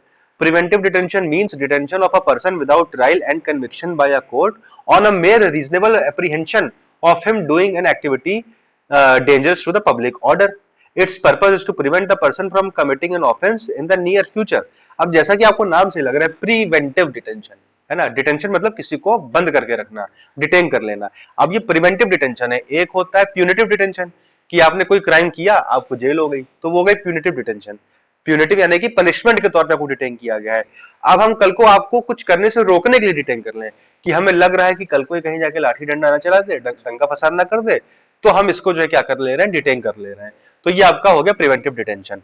ठीक है, यहाँ पे कोई भी ट्रायल नहीं होता है, कोई भी कोर्ट का कन्विक्शन नहीं, कन्विक्शन यानी कि जो सजा देता है कोर्ट, पनिशमेंट देता है, कोई भी कन्विक्शन नहीं होता है कोर्ट का, बस एक रीजनेबल एप्रीहेंशन होता है ना, कि हो सकता है कि आने वाले टाइम में he or she may commit a particular offence, या he or she is dangerous to the public order. अगर ऐसा हमको रीजनेबल एप्रीहेंशन है तो हम आपको अरेस्ट करके जेल में रख सकते हैं, ये प्रिवेंटिव डिटेंशन होता है। ठीक है, अब यहाँ पे आप देखिए कुछ आर्टिकल्स दिए हुए हैं। Protection against arrest and detention under Article 21 and 22 is not available to a person arrested or detained under preventive detention laws, Article 22(3). तो अब यहाँ पे Article 22 में सब क्लॉज 1 और 2 में कुछ अरेस्ट हुए लोग होते हैं, उनको कुछ राइट्स दिए जाते हैं, जैसे कि आपको 24 आवर्स में कोर्ट के सामने पेश करना है। भाई पुलिस का काम खाली अरेस्ट करना है, आपको सजा देना पुलिस का काम नहीं होता है। तो आप 24 घंटे से ज्यादा किसी को भी पुलिस स्टेशन में, जेल में बंद करके नहीं रख सकते हो। अरेस्ट करने के तुरंत बाद आपको 24 घंटे के अंदर कोर्ट के सामने उससे पेश करना होगा कि भैया देखो कोर्ट महाशय, हमने इस पर्टिकुलर इंसान को अरेस्ट किया है, इस पर्टिकुलर क्राइम के तहत अरेस्ट किया, अब आप बताइए क्या करना है, हम इसको अरेस्ट करके रखें या छोड़ दें या बेल दे दें। तो ये डिसीजन कोर्ट का होता है, 24 घंटे में उसको आपको पेश करना होगा। दूसरा, आपको उसे रीजन बताने होंगे उसके अरेस्ट के, कि भैया हम आपको अरेस्ट क्यों कर रहे हैं। ऐसा थोड़ी कि चलो जैसा फिल्मों में होता है कि चलिए थाने चल के बात करेंगे, ऐसा नहीं होता है। हालांकि मतलब पुलिस चाहे तो कर सकती है और बहुत सारे केसेस में करती भी है, लेकिन अगर आप अपने राइट्स को लेकर अवेयर हैं या कोई भी अपने राइट्स को लेकर अवेयर है, then he or she can ask for the reason कि भाई आप क्यों लेके जा रहे हो या क्यों अरेस्ट कर रहे हो। वो रीजन बताना उनकी रिस्पॉन्सिबिलिटी है और आपका फंडामेंटल राइट है। अगर आपको आपको रीजन नहीं बता रहे हैं तो आप उसके लिए उनके ऊपर केस भी कर सकते हो। ठीक है, दूसरी चीज, आपको लॉयर लीगल एडवाइस मुहैया कराना कि आपके कोई जानकारी में लॉयर है, मतलब इसका मतलब ये नहीं कि वो अपनी तरफ से लॉयर लेकर के आएंगे, आपका कोई है तो आपको मिलने की परमिशन उनसे मिलनी चाहिए, ये लॉ कहता है। बट ये सारे राइट्स जो आपके कहीं ना कहीं जो प्रिवेंटिव डिटेंशन में अरेस्ट होता है उसके पास नहीं होते हैं, ये नॉर्मल अरेस्ट में होते हैं। ठीक है, इसीलिए प्रिवेंटिव डिटेंशन खतरनाक है थोड़ा। इसको अंग्रेज लेकर के आए थे क्रांतिकारियों का दमन करने के लिए, उनको सप्रेस करने के लिए, कि भैया अगर जैसे मान लो गांधी जी कुछ करने वाले, भगत सिंह कुछ करने वाले हैं, तो इन लोगों को पहले अरेस्ट करके बैठ जाओ ताकि लोग कुछ कर ही ना पाए आगे। तो मेंटेलिटी ये थी इस लॉ के आने के पीछे। हालांकि आज की डेट में ऐसा नहीं होता है, आज की डेट में ये इसका मोस्टली यूज जो है पब्लिक ऑर्डर के लिए ही होता है। बट हाँ, काफी सारे केसेस में देखा गया कि पॉलिटिकल पर्पस के लिए भी यूज किया जाता है ना। कोई अगर आपको लग रहा है कि पॉलिटिकली हमारे लिए, गवर्नमेंट को लग रहा है कि पॉलिटिकली हमारे लिए जो सही नहीं है ये, तो उसको पहले से अरेस्ट कर लिया जाता है। तो ये सारी चीजें हैं। Parliament has exclusive authority to make law of preventive detention. ठीक है, अगर कोई डिफेंस का मुद्दा है, फॉरेन अफेयर्स का मुद्दा है, सिक्योरिटी ऑफ इंडिया का मुद्दा है, इन टॉपिक्स के ऊपर अगर प्रिवेंटिव डिटेंशन करनी है तो उसका जो भी लॉ होगा वो पार्लियामेंट बनाएगी। ये एक बहुत कॉमन सेंस की बात है। Both parliament as well as state legislatures can concurrently make a law for reasons connected with security of state, maintenance of public order and maintenance of supply and services. तो ये सारे मुद्दे हैं, इनके ऊपर अगर आपको प्रिवेंटिव डिटेंशन करना है तो देखिए प्रिवेंटिव डिटेंशन का कोई अलग से पूरा लॉ नहीं बनता है, प्रिवेंटिव डिटेंशन एक्ट ऐसा कुछ नहीं है, ये डिफरेंट लॉज के तहत किया जाता है। जैसे मान लीजिए हमने इंडिया के डिफेंस के लिए कोई लॉ बनाया है ना, उसमें हमने बोल दिया कि अगर कोई इंसान, हमें ऐसा खतरा लग रहा है कि ये इंसान इंडिया के डिफेंस के लिए अच्छा नहीं है, तो उसको हम पहले से अरेस्ट करके रख सकते हैं। या हमने सिक्योरिटी ऑफ इंडिया में एक जैसे यूएपीए है है ना, अनलॉफुल एक्टिविटीज प्रिवेंशन एक्ट, तो उसमें हमने डाल रखा है कि अगर हमें लग रहा है कि ये इंसान इंडिया की सिक्योरिटी के लिए खतरा है तो उसको हम पहले अरेस्ट कर लेंगे। तो जब इन सारे मुद्दों पे लॉ बनते हैं तो उसमें सेंट्रल गवर्नमेंट के पास, पार्लियामेंट के पास पावर है। मैं जब भी लॉ पास करने के रेफरेंस से सेंट्रल गवर्नमेंट बोलूं तो आप खुद समझिएगा मैं पार्लियामेंट की बात कर रहा हूं। ठीक है, तो वहां पे पार्लियामेंट के पास पावर है इन लोगों को मतलब इन टॉपिक्स पे लॉ बना के प्रिवेंटिव डिटेंशन का प्रोविजन डालने की। दूसरा क्या है, both parliament as well state legislature, जब कोई ऐसे मुद्दे हैं जहां पे सिक्योरिटी ऑफ स्टेट की बात हो रही है, या मेंटेनेंस ऑफ पब्लिक ऑर्डर की बात हो रही है या maintenance of supply and services की बात हो रही है, तो वहां पे पार्लियामेंट के साथ साथ स्टेट लेजिस्लेचर को भी ये पावर है कि वो प्रिवेंटिव डिटेंशन के ऊपर लॉ बना सकती है। अब यहाँ पे कुछ कॉन्स्टिट्यूशनल प्रोविजंस दिए हुए हैं। आर्टिकल 21 22 के 1 सब क्लॉज 1 में यही लिखा हुआ है कि बिना अरेस्ट के ग्राउंड्स बताए हुए, जस्ट अ सेकेंड, बिना अरेस्ट के ग्राउंड्स बताए हुए आप किसी भी पर्सन को अरेस्ट नहीं कर सकते हो। ठीक है, मैं आपको ऑलरेडी बता चुका हूं। 22(2) क्या कह रहा है? 24 घंटे में मजिस्ट्रेट के सामने आपको पेश करना है, अरेस्ट के 24 घंटे के अंदर अंदर। अब यहाँ पे एक बात जान लीजिएगा, यहाँ पे लिखा नहीं, मैं आपको अलग से बता दे रहा हूं। ये 24 घंटे जो 24 hours are exclusive of time required to travel to the court या मजिस्ट्रेट। मान लीजिए मजिस्ट्रेट वैसे तो आपके लोकेलिटी में ही होते हैं, मतलब locality in the sense 5-10 kilometre के पेरीफेरी में आपको मजिस्ट्रेट मिल जाएंगे।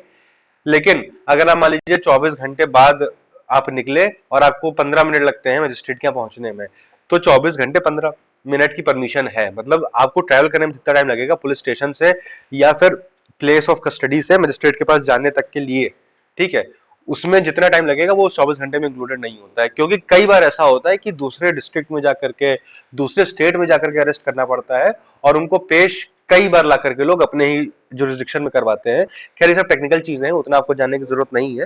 तो यहाँ पे कुल मिला के मतलब ये है कि जो 24 घंटे हैं वो, उसमें वो टाइम इंक्लूडेड नहीं है जो आपको मजिस्ट्रेट के पास ले जाने के लिए चाहिए होता है। अब आते हैं 22(3) पे। ये अबव 2 क्लॉजेज जो है ये आपके उनके पास नहीं है जिनको प्रिवेंटिव डिटेंशन के तहत अरेस्ट किया गया है। ठीक है, अब यहाँ पे ये इंपॉर्टेंट बात है 22(4), no person can be detained for more than a period of 3 months unless an advisory board confirms that there is sufficient cause for continuation of such detention।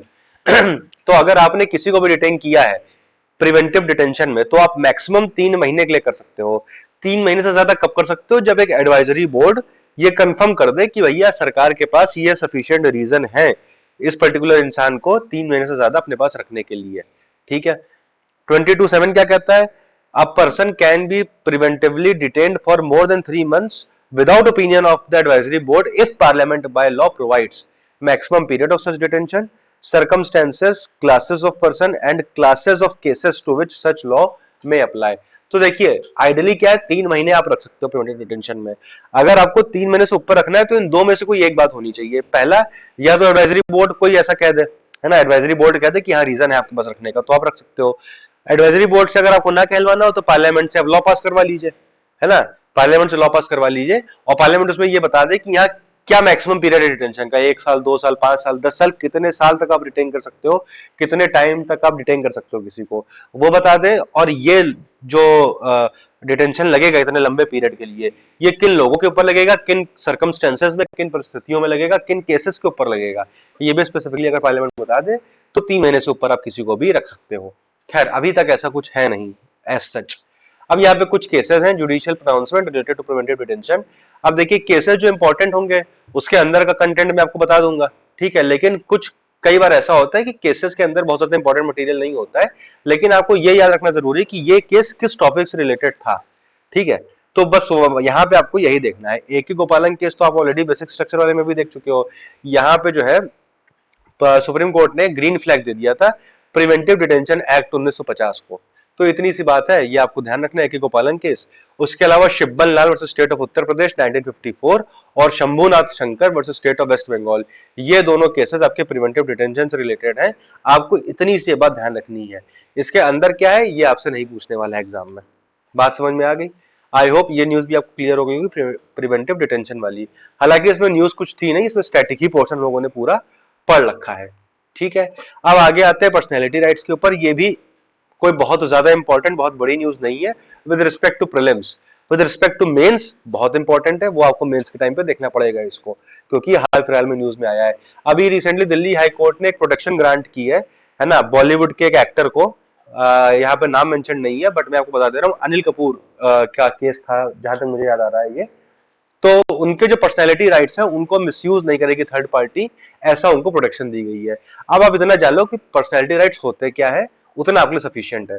Personality rights refer to the right of a person to protect his और personality under the right to privacy और property. It includes names, voice, signature, images और any other features easily identified as markers of the personality. तो जैसे अमिताभ बच्चन की आवाज है ना, तो वो आवाज से आप बता दोगे कि अमिताभ बच्चन है, ठीक है, या किसी के साइन है, या जैसे आप देखो बहुत सारे जो ये तो मतलब आप सभी ने देखा होगा, जो भी आपकी लोकेलिटी में जूस की शॉप्स होती हैं जहाँ पे फ्रेश फ्रूट जूस मिलता है, तो उनके पोस्टर पे हमेशा आपको सलमान खान, कैटरीना कैफ, ऋतिक रोशन, करीना कपूर, यही लोग दिखेंगे वहां पे। ठीक है, तो एक तरीके से देखा जाए तो ये भी अलाउड नहीं होता है, बट इतना पॉसिबल नहीं है कि आप एक एक जगह पे जाकर के इस चीज को एनफोर्स कर पाओ। तो ये सारी चीजें आपकी कहीं ना कहीं पर्सनैलिटी राइट्स में आती है कि आपकी इमेजेस, आपके साइन, आपका नाम, आपकी वॉइस, इन सबको बिना आपकी परमिशन के यूज ना किया जाए। ये आपके पर्सनैलिटी राइट्स होते हैं। इंडिया में किसी भी स्टैट्यूट में यानी कि किसी भी लॉ में इनको एक्सप्रेसली मेंशन नहीं किया गया है। ये राइट टू प्रॉपर्टी और राइट टू प्राइवेसी के अंडर में आते हैं। भाई आपकी वॉइस, आपके सिग्नेचर सब आपकी प्रॉपर्टी हो गए, और आपकी इमेजेस आप पब्लिकली ना शो कीजिए, आपकी प्राइवेट इमेजेस या जो भी कुछ है, तो आपका राइट टू प्राइवेसी के अंडर में आ गया, है ना। टू कंपोनेंट्स है right to personality, two components है पर्सनैलिटी राइट्स के। राइट टू पब्लिसिटी यानी कि right to keep one's image and likeness from being commercially exploited without permission. It is governed by statutes like the Trademarks Act 1999 and Copyright Act 1957। अब मान लीजिए मैं कोई चीज बहुत मेहनत से तैयार करूं, उसको बनाऊं या लिखूं या कोई भी ऐसी चीज, तो उसको जो है लोग पब्लिकली यूज कर रहे हैं तो वो ट्रेडमार्क एक्ट और कॉपीराइट एक्ट वगैरह इसको प्रोटेक्ट कर लेता है ना कहीं ये इंटेलेक्चुअल प्रॉपर्टी राइट की बात हो रही है यहाँ पे। जैसे म्यूजिक हो गया कोई, या कोई मूवी है ना, या फिर कोई भी आपकी बुक हो गई, जैसे मान लीजिए बुक है तो बुक की फोटोकॉपी करना अलाउड नहीं होता है। हालांकि ये सब बहुत कॉमन प्रैक्टिस है, बट लीगली अलाउड नहीं है कि आप कोई बुक लेकर के जाओ, उसका आप फोटोकॉपी करवा लो दुकान पे, फिर उसको आप यूज करो। वो आप कॉपीराइट एक्ट का वायलेशन कर रहे हो, है ना। उसके तहत आपको जो है उसके लिए लीगलाइज भी किया जा सकता है, आपको पनिश भी किया जा सकता है, चाहे फाइनेंशियली चाहे जो जिस तरीके से भी हो, है ना। तो ये सारी चीजें होती हैं, तो ये आपका इसमें आता है राइट टू पब्लिसिटी में। और दूसरा राइट टू प्राइवेसी में आपका आता है, यानी कि आपकी पर्सनैलिटी को कोई रिप्रेजेंट नहीं करेगा पब्लिकली बिना आपकी परमिशन के। इसका एक सबसे बड़ी एग्जांपल है, जैसे विराट कोहली की अभी कुछ टाइम पहले डॉटर हुई थी जो वामिका करके थी, तो उसने बहुत क्लियरली बोल रखा है कि मेरी बेटी की फोटो कहीं भी मीडिया में सर्कुलेट नहीं होगी, क्योंकि मैं नहीं चाहता कि जब तक वो एक सर्टेन एज को अटेन ना कर ले, तब तक उसकी जो एक फोटो है या इमेज है वो पब्लिसाइज की जाए। तो कहीं ना कहीं ये उसकी राइट टू प्राइवेसी। अब अगर उसका वॉल्यूशन आप ये कहने के बाद भी कर रहे हो, तो वो उसके मतलब उस केस में लीगल एक्शन ले सकता है ना। तो ये आपका राइट टू प्राइवेसी में आता है, जो कि आपका आर्टिकल 21 में है। और जस्टिस के एस पुट्टा स्वामी का जो केस था 2018 में, जिससे बोला गया था, ये यूपीएससी का प्रीवियस ईयर क्वेश्चन भी है कि राइट टू प्राइवेसी आपका कहाँ पे आता है, तो आपका आर्टिकल 21 में आता है, और यही पुट्टा स्वामी केस में बोला गया था ये बात। ठीक है, तो राइट टू प्राइवेसी आपको उसमें आ जाएगा। राइट टू पब्लिसिटी आपका कहीं पे भी नहीं है कॉन्स्टिट्यूशन में, ये बात आप ध्यान रखिएगा। यूपीएससी ऐसे फंसाएगा, और कोई बहुत खास न्यूज नहीं है इसमें, यही सब फंसाने वाली जगहें हैं। वो आपका इन सब ट्रेडमार्क एक्ट, कॉपीराइट एक्ट, इन सब चीजों से गवर्न होता है वो। ठीक है, और बाकी यहाँ पे कुछ और एक दो बातें इंपॉर्टेंट लिखी हुई हैं, वो ये है कि protects unauthorised use of a few dignitaries names and symbols listed in it schedule. तो जो एम्बलम्स एंड नेम्स एक्ट है ना, तो यहाँ पे मतलब देश के राष्ट्रपति के नाम पे, देश के प्रधानमंत्री के नाम पे, मतलब इन लोगों के नाम पे आप कुछ और अपना काम नहीं कर सकते हो। कोई आप अपना बिजनेस करने लग जाओ या कुछ भी करने लग जाओ, या देश का जो नेशनल एम्बलम है ना, उसको आप नहीं यूज कर सकते हो बिना परमिशन के इस तरीके से प्राइवेट पर्पस के लिए। तो कहीं ना कहीं वो भी यहाँ पे मेंशन्ड है। और आईपीसी में बोला गया है कि किसी भी डिजीज्ड पर्सन यानी कि मरे हुए इंसान के खिलाफ अगर आप नेगेटिव रेफरेंस देते हो, या उसके खिलाफ एक डेरोगेटरी रिमार्क देते हो कि अरे वो तो मर गया, ऐसा था वैसा था, तो आपके खिलाफ भी डिफेमेशन सूट फाइल हो सकता है under the Indian penal code. हालांकि अब इंडियन पीनल कोड एनफोर्समेंट में नहीं रहेगा 1 जुलाई के बाद से, अभी तो है, बट 1 जुलाई 2024 से इसको रिप्लेस कर देगा कौन? भारतीय न्याय संहिता। ठीक है, भारतीय न्याय संहिता इसको रिप्लेस कर देगा। तो वहां पे भी हालांकि प्रोविजन है ही है, तो कोई इसमें दिक्कत की बात नहीं है। ठीक है, और एक्सप्लिसिटली कोई इंटरनेशनल कन्वेंशन नहीं है जो पर्सनैलिटी राइट्स को गवर्न करता हो, क्योंकि यूपीएससी से स्टेटमेंट दे देगा कि this particular convention deals with the personality rights, तो ऐसा कोई भी कन्वेंशन नहीं है, ये बात आपको ध्यान रखनी है। बेसिकली इस न्यूज में कोई भी बहुत खास बात नहीं है। जो दो तीन बातें मैंने आपको बताई है कि राइट टू पब्लिसिटी कहाँ से गवर्न होता है, राइट टू प्राइवेसी कहाँ से गवर्न होता है, और ये डिफेमेशन वाली बात जो बताई है, और ये कोई एक्सप्लिसिट कन्वेंशन नहीं है। बस इतनी सी बात आपको ध्यान रखनी है, बाकी इसमें कुछ भी ध्यान रखने वाली बात नहीं है, और ये मेरे ख्याल से आपको रहेगी इतना सुनने के बाद। अच्छा, एक केस इसके ऊपर और दिया हुआ है, Deepa Jaya Kumar versus L Vijay case. Madras high court held that personality right cease to exist after the death of the personality and can not be inherited by the legal heirs. अब ये नहीं कि अमिताभ बच्चन के बाद अभिषेक बच्चन उसके वो राइट क्लेम कर लें। पर्सनैलिटी राइट्स इंसान के साथ होते हैं, इंसान के साथ ही चले जाते हैं, इसीलिए उनको हम पर्सनैलिटी राइट्स बोलते हैं। आप प्रॉपर्टी नरेट कर सकते हो बट आप किसी की पर्सनैलिटी थोड़ी नरेट कर लोगे। तो यही बोला गया था दीपा जय कुमार केस में, 2019 का केस था, बाकी इसमें और कोई बात खास नहीं है। ये भी आप चाहो तो केस का नाम ध्यान रख लो, साक्षी मलिक जो कि आपकी रेसलर है versus Venkateshwara creations private limited, 2021 का केस है। ठीक है, अब अगली न्यूज है आपकी हेट स्पीच की। हेट स्पीच वही कि आपने मतलब कुछ बोला जिससे नफरत फैल गई समाज में, कि जैसे आपने किसी पर्टिकुलर रिलीजन को लेकर के बोल दिया, किसी पर्टिकुलर कास्ट को लेकर बोल दिया, या किसी पर्टिकुलर प्रोफेशन को लेकर बोल दिया कि सारे टीचर्स तो ऐसे होते हैं, सारे आईए तो ऐसे होते हैं, इनके खिलाफ ये कर दो, इनके खिलाफ वो कर दो, है ना। इस तरीके की जब आप भाषा यूज करते हो कि जिससे हेट फैले, समाज में नफरत फैले, तो उसको हेट स्पीच कहते हैं बेसिकली। इंडिया में कोई भी लॉ नहीं है जो हेट स्पीच को गवर्न करता हो, ये बात यहाँ पे लिखी है, लेकिन जो नया वाला बीएनएस आया है ना, उसमें हेट स्पीच को गवर्न किया गया है भारतीय न्याय संहिता में। आईपीसी की जगह पे जो ये बीएनएस आया है उसमें हेट स्पीच को कवर किया गया है, तो ये बात आपको ध्यान रखनी है। ठीक है, generally refers to incitement to hatred primarily against a group of persons, और ये किसी भी तरीके से हो सकता है, any form of expression including images, cartoons, memes, object, gesture, symbols. जरूरी नहीं है कि आप बोल करके करो, आप कुछ इशारे करके, कुछ इमेज बना करके, कुछ कार्टून, कुछ मीम बना करके, कुछ जेस्चर ऐसा करके आप हेट फैला सकते हो, उसको भी हेट स्पीच में काउंट किया जाएगा। और ये आपका ऑफलाइन प्लस ऑनलाइन दोनों तरीकों से होता है। ठीक है, खाली ऑनलाइन हेट स्पीच या ऑफलाइन हेट स्पीच नहीं होती है। कॉन्स्टिट्यूशनल प्रोविजंस की बात करें, hate speech can be curtailed under article 19(2) on the grounds of public order, incitement to offence and security of the state. ठीक है, कोई खास बात नहीं है इसमें। अब देखिए, जो मैं आपको बात बोला तो यहाँ पे लिखी हुई है, जो भारतीय न्याय संहिता आई है 2023 की, उसमें सेक्शन 196(1), अब ये क्योंकि नया, ये आपका नया लॉ आया है और बहुत ही इंपॉर्टेंट लॉ आया है, आपके जो मेन पीनल लॉ था आईपीसी उसको रिप्लेस करते हुए आया है, तो आपको कहीं ना कहीं इसके जो कुछ मेन प्रोविजंस हैं वो आपको ढूंढ करके याद करना है। जैसे आपके रेप की डेफिनेशन या फिर रेप की पनिशमेंट अब आपके कौन से सेक्शन में, जैसे पहले 376 में हुआ करती थी, अब किस में है, पहले मर्डर 302 में था, अब किस में है वो। तो ऐसे जो कुछ बड़े बड़े क्राइम्स हैं सॉरी, तो वो आपको कहीं ना कहीं देख के रखने हैं। जैसे कि हेट स्पीच यहाँ पे दिया हुआ है, section 196(1) penalizes promoting enmity between different groups on grounds of religion, race, place of birth, residence, language, etc. तो आप धर्म, race, place of birth, residence, भाषा के आधार पर अगर कोई भी किसी भी ग्रुप्स के बीच में एनिमिटी पैदा कर रहे हो, तो वो कहीं ना कहीं आपको पिनलाइज किया जा सकता है। Section 299 defines punishment for deliberate and malicious acts intended to outrage the religious feelings of any class. अगर आप कुछ ऐसा बोल रहे हो जैसे किसी की धार्मिक भावनाएं आहत हो रही हैं, जानबूझ करके आप ऐसा कुछ कर रहे हो, बोल रहे हो, या कुछ आप करवाने की कोशिश कर रहे हो, तो वो भी आपका सेक्शन 299 में कवर होगा। देखिए, आप कहीं भी यहाँ पे हेट स्पीच टर्म मतलब उस तरीके से नहीं यूज हुआ है, लेकिन जो हेट स्पीच के अंदर में जो चीजें आती हैं वो सारी चीजें कवर्ड है यहाँ पे। Section 353(1) and 2 penalizes the publication or circulation of any statement, rumor or report causing public mischief and enmity, hatred or ill will between the classes। आप कुछ भी ऐसा पब्लिश कर रहे हो, कुछ भी ऐसा पर्चा बांट रहे हो, कोई र्यूमर फैला रहे हो, कोई रिपोर्ट ऐसी लिख रहे हो जो कि एक पब्लिक मिस्चीफ और एनिमिटी पैदा कर रहा है, क्लासेस के बीच में नफरत पैदा कर रहा है, दुश्मनी पैदा कर रहा है, तो आपको भी पनिश किया जा सकता है। तो ये सारी बातें आपकी बीएनएस में लिखी हुई है, ये तीन चीजें आपको ध्यान रखनी है। ये बात आप जरूर ध्यान रखिएगा कि हेट स्पीच को कहीं भी डिफाइन नहीं किया गया है।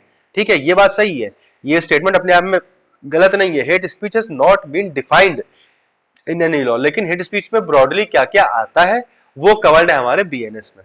ठीक है, अब ऐसा सिर्फ बीएनएस में ही नहीं, रिप्रेजेंटेशन ऑफ पीपल्स एक्ट 1951, इसमें सेक्शन 8 जो है वो डिस्क्वालीफाई कर देता है एक पर्सन को इलेक्शन कॉन्टेस्ट करने से जो कि हेट स्पीच में या फिर किसी ऐसे एक्ट में इंडल्ज होता है जहां पे वो अपनी फ्रीडम ऑफ स्पीच और एक्सप्रेशन का इलेजिटिमेट यूज कर रहा है। ठीक है, तो वो भी यहाँ पे अलाउड नहीं है। चुनाव के दौरान आप लोगों ने कई बार देखा होगा, नफरत भरा माहौल पैदा कर दिया जाता है, कुछ नेता ऐसे स्पीच दे देते हैं जिससे नफरत पैदा हो जाती है, जिससे कुछ ना कुछ जो है दिक्कतें सोसाइटी में बनने लगती हैं, तो वो सब चीजें यहाँ से गवर्न होती हैं। उस इंसान को इलेक्शन कमीशन इलेक्शन लड़ने से भी आगे रोक सकता है ना। Section 123(3) and section 125 prohibit the promotion of enmity on the grounds of religion, race, caste, community और लैंग्वेज। वही बात यहाँ पे भी लिखी हुई है।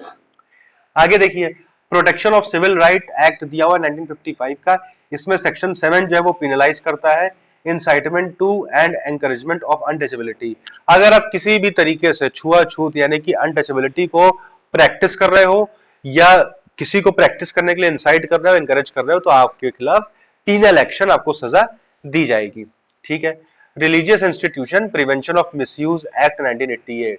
यहाँ पे क्या है कि कोई भी रिलीजियस इंस्टीट्यूशन है या उसके मैनेजर है, वो अपने मतलब किसी भी रिलीजियस इंस्टीट्यूशन की जो प्रेमाइसेस है, जो प्लेस है ना, उसको डिसहार्मनी प्रमोट कराने के लिए मतलब अलाउ कर रहे हैं उस प्लेस का यूज होना, उस प्रेमाइसेस का यूज होना, तो उनके खिलाफ भी जो है एक्शन लिया जाएगा। किसी भी तरीके से हेट्रेड और डिसहार्मनी नहीं प्रमोट होनी चाहिए किसी भी रिलीजियस प्लेस के प्रेमाइसेस से। अब यहाँ पे 3 केसेस है, वही एज यूजुअल आप इनका नाम याद रख लीजिए। Pravasi Bhalai Sangathan versus union of India 2014, Shreya Singhal versus union of India 2015 और Amish Devgan versus union of India 2020। ये आपके किसी न्यूज चैनल के एंकर है, तो इनका भी कुछ केसेस था हेट स्पीच को लेकर के।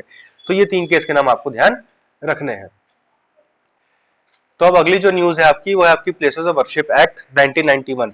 जैसा कि आपको पता है कि अभी 22 जनवरी को राम मंदिर का उद्घाटन भी हुआ था, है ना, और उसके अलावा आपका मथुरा में भी केस चल रहा है, आपका वाराणसी में भी केस चल रहा है, और बहुत सारी जगहों पे जो है केसेस शुरू हो गए हैं ये मंदिर और मस्जिद के डिस्प्यूट को लेकर के।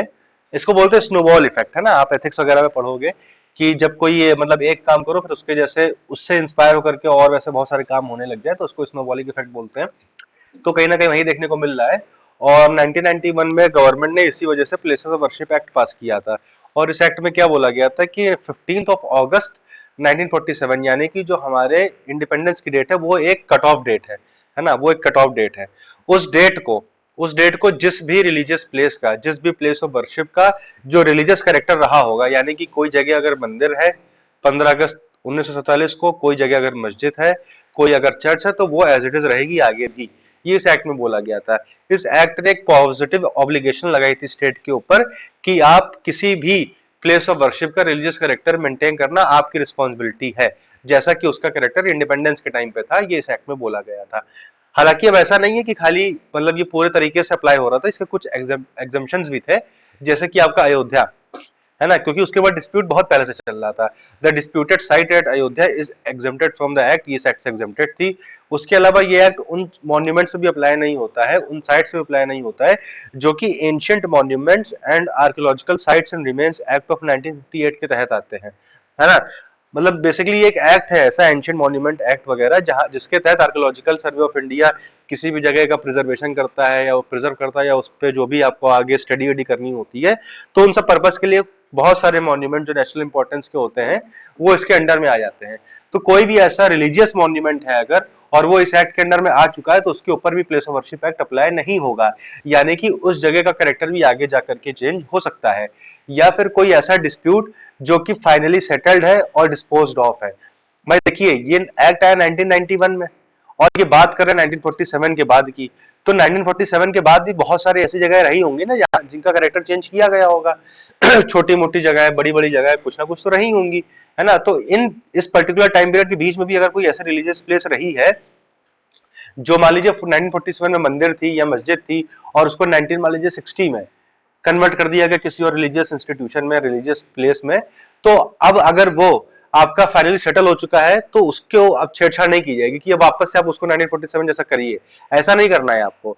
1947 में जो जैसा था उसको वैसा रखने की रिस्पॉन्सिबिलिटी है, लेकिन उसके बाद अगर कहीं पे आपसी सहमति से, अगला पॉइंट यही है, आपसी सहमति से, मौन स्वीकृति से, जो यहाँ पे वर्ड लिखा हुआ है ना एक्विसेंस, इसका मतलब होता है मौन स्वीकृति। तो मौन स्वीकृति से, एक्विसेंस से, या फिर कोर्ट में जाकर के भी, या किसी भी तरीके से अगर कोई मुद्दा फाइनली सेटल हो चुका है और किसी रिलीजियस प्लेस का कैरेक्टर चेंज हो चुका है 47 के बाद से, तो उसको अब वैसे रहने दिया जाए, उसको वापस 47 जैसा नहीं ले जाना है। हाँ, अब उसके अलावा बाकी जो चीजें हैं, बाकी जो प्लेसेस हैं, वो जैसी 47 में थी वो वैसे ही रहेंगी, ऐसा इस एक्ट में बोला गया था। ठीक है। और अगर कोई इस एक्ट का वायलेशन कर रहा है तो उसको 3 साल तक की जेल भी होगी और फाइन भी लगाया जाएगा इस एक्ट के तहत। तो अब ये न्यूज में क्यों है? न्यूज में इसलिए क्योंकि सुप्रीम कोर्ट ने कहा that it can not order a blanket stay on the worship act please. मैंने आपको कहा ना कि राम मंदिर के बाद से लगातार बहुत अलग अलग प्लेसेस को लेकर के आपकी application supreme court, high court या लोकल कोर्ट्स में जा रही है कि भैया ये पहले मंदिर था, या ये पहले मस्जिद था, या ये पहले चर्च था, तो उन सब चीजों को लेकर के जो भी आपकी प्लीज आ रही है, तो किसी ने सुप्रीम कोर्ट के पास जाकर के बोला होगा कि भाई आप इस पर बैन लगा दीजिए, क्योंकि वर्शिप एक्ट भी यही कहता है, तो आप बैन लगा दीजिए कि अब ऐसी कोई भी एप्लीकेशन स्वीकार ना करे कोर्ट। तो सुप्रीम कोर्ट ने मना कर दिया है कि हम ब्लैंकेट स्टे, यानी कि एक जैसा स्टेप नहीं लगा सकते, भाई किस जगह की क्या सिचुएशन है, क्या परिस्थिति है, हम हर एक सिचुएशन को देखेंगे, स्टडी करेंगे, उसके हिसाब से हम बताएंगे कि उस पर्टिकुलर केस को लेकर के, मतलब उस पर्टिकुलर जगह को लेकर के केस चलना चाहिए या नहीं चलना चाहिए। जैसे अभी हाल फिलहाल में ज्ञान वापी को लेकर के कोर्ट ने कह दिया कि यहाँ केस चलेगा इसके ऊपर, है ना। और भी कई जगहों को लेकर के, जैसे अभी लखनऊ में टीला वाली मस्जिद है, उसको लेकर के केस एडमिट हुआ है। तो ये सब चीजें सुप्रीम कोर्ट ने करने से मना कर दिया कि हम बैन नहीं लगाएंगे, एप्लीकेशन आ रही तो आने दीजिए, हम एप्लीकेशन टू एप्लीकेशन देखेंगे कि क्या वो चलनी चाहिए या नहीं चलनी चाहिए। तो बस ये इतनी सी न्यूज थी यहाँ पे। अब यहाँ पे पार्ट 1 में आपकी जो छोटी छोटी कुछ और न्यूज बची हुई है वो भी हम देख लेते हैं, फिर हम लोग मूव ऑन करेंगे पार्ट 2 के ऊपर। अब यहाँ पे क्या है, 8th schedule of the constitution. अब आपको पता है टीयर्स ऑफ ओल्ड पीएम आपने याद किए होंगे, 12 के 12 शेड्यूल्स, है ना। तो उसमें जो 8वां शेड्यूल है उसमें आपकी लैंग्वेजेस दी हुई है। 14 लैंग्वेजेस आजादी के टाइम पे थी, 22 लैंग्वेजेस आज की डेट में, यानी कि 8 लैंग्वेजेस अलग से ऐड करी गई है वेरियस अमेंडमेंट के थ्रू। कौन सी लैंग्वेज किस अमेंडमेंट से ऐड करी गई है ये आपको याद रखनी है, ठीक है। अब ये न्यूज में क्यों है, क्योंकि उड़ीसा की कैबिनेट ने प्रपोज किया है कि जो कोई लैंग्वेज है, उड़ीसा की एक लोकल ट्राइबल लैंग्वेज है, जो कोई लैंग्वेज है, उसको 8th शेड्यूल में इंक्लूड किया जाए। अब 8th शेड्यूल क्या है, मैंने आपको ऑलरेडी बता दिया। अब यहाँ पे दिया भी हुआ कि कौन कौन सी लैंग्वेजेस बाद में ऐड की गई है। सिंधी की गई है 1967 में 21st अमेंडमेंट से। फिर KMN, है ना, कोंकणी, मणिपुरी और नेपाली, निमोनिक्स बना के याद करिए, आसानी से चीजें याद रहेंगी, है ना। KMN, तो कोंकणी, मणिपुरी और नेपाली 71st अमेंडमेंट से ऐड करी गई थी 1992 में। और फिर यहाँ पे SDMB, है ना, SDMB, SD कार्ड होता है, और वो कितने MB का होता है, कितने GB का होता है, ऐसा याद कर लीजिए, SDMB। तो यहाँ पे संथली, डोगरी, मैथिली और बोडो, ये आपकी जो है बोडो 92 अमेंडमेंट से 2003 में ऐड करी गई है। तो ये सारी बातें आपको ध्यान रखनी है। अब उड़ीसा ने प्रस्ताव भेजा कोई लैंग्वेज को ऐड करवाने के लिए। अब यहाँ पे शेड्यूल 8 में ऐड करवा, तो उसके बेनिफिट क्या होते हैं भाई, क्यों ऐड कराना है, खाली मतलब एक लिस्ट में दिखाने के लिए? नहीं, उसके कुछ बेनिफिट्स भी होते हैं। अगर कोई भी लैंग्वेज आपकी 8वें शेड्यूल में इंक्लूडेड है, तो उसको असेंबली और पार्लियामेंट की डिबेट में यूज किया जा सकता है। जैसे आप लोग लोकसभा टीवी पे या मतलब पार्लियामेंट टीवी पे सुनते होंगे ना, डिबेट्स होती रहती हैं पार्लियामेंटेरियंस के बीच में, तो वो लोग हिंदी या इंग्लिश को यूज करते हैं। तो वो 8वें शेड्यूल में जो भी 22 लैंग्वेजेस हैं, उनमें से किसी भी लैंग्वेज को यूज करके डिबेट कर सकते हैं, और this is the responsibility of the parliament या फिर स्टेट असेंबली कि उसका वो ट्रांसलेशन करवाए बाकी मेंबर्स के लिए जो वहां पे बैठे हुए हैं। तो ये एक बेनिफिट होता है यहाँ पे। तो अब इससे क्या होगा कि हो सकता है कि कोई ऐसा इंसान हो जो कोई लैंग्वेज बोलने वाले लोग हैं। देखिए मैं यहाँ पे आपको कोर बात बता रहा हूँ, ठीक है, कि कोई लैंग्वेज बोलने वाले कुछ लोग होंगे, है ना। हो सकता है कोई ऐसा इंसान हो जो इनका एक बहुत ही अच्छा नेता हो, कोई लैंग्वेज बोलने वालों का नेता हो, लेकिन उसको सिर्फ और सिर्फ कोई लैंग्वेज बोलना ही आता है, उसको हिंदी और इंग्लिश नहीं आती है। इस वजह से वो इलेक्शन लड़ने से कतरा रहा है, वो पार्लियामेंट या स्टेट असेंबली में जाने से कतरा रहा है कि वहां पे जाएगा तो वो बेचारा बहस कैसे करेगा, वो कोई लैंग्वेज बोलने वाले सोसाइटी या समाज के मुद्दे कैसे उठाएगा। इस वजह से वो इलेक्शन नहीं लड़ पा रहा है ना। तो अगर कोई लैंग्वेज इंक्लूड हो जाती है, तो यहां से आने वाले जो लीडर्स हैं जो सिर्फ कोई लैंग्वेज बोलते हैं, वो अपनी ही भाषा में आकर के पार्लियामेंट में और स्टेट असेंबली में अपने मुद्दों को, अपने इश्यूज को रख सकते हैं। And this is what I think democracy is all about, है ना। अलग अलग डाइवर्सिटी से लोग आए जो टेम्पल ऑफ डेमोक्रेसीज है वहां पे, और अपनी बातों को रखे, तो इसमें कोई बुराई नहीं है। अब हाँ, ये सारे फैक्टर कंसीडर करने लायक है। अब मैंने कह दिया तो इसका मतलब ये नहीं कि इंक्लूड होनी चाहिए, सब यही एक टॉपिक है भाई। कितने लोग हैं बोलने वाले, है ना। मान लीजिए 5,000 लोग बोलते हैं कोई अगर, तो फिर कोई मतलब नहीं बनता है इसका, है ना। कितने लोग बोलते हैं, क्या स्टेटस है समय लैंग्वेज का, तो ये सब चीजें भी देखनी होती है, क्या प्रिजर्वेशन इस लैंग्वेज का, इन सब चीजों को ध्यान में रखते हुए चीजें ऐड की जाती हैं। और और क्या बेनिफिट होते हैं, उस लैंग्वेज को आप ऑल इंडिया कॉम्पिटेटिव एग्जाम्स में भी यूज कर सकते हो। जैसे कि आपका अपना यूपीएससी का एग्जाम, यूपीएससी में 3 ऑल इंडिया सर्विसेज होती हैं, आईएएस, आईपीएस और इंडियन फॉरेस्ट सर्विसेज। तो इन एग्जाम्स के लिए भी आप इन लैंग्वेज का यूज करके पेपर लिख सकते हो अपना, है ना।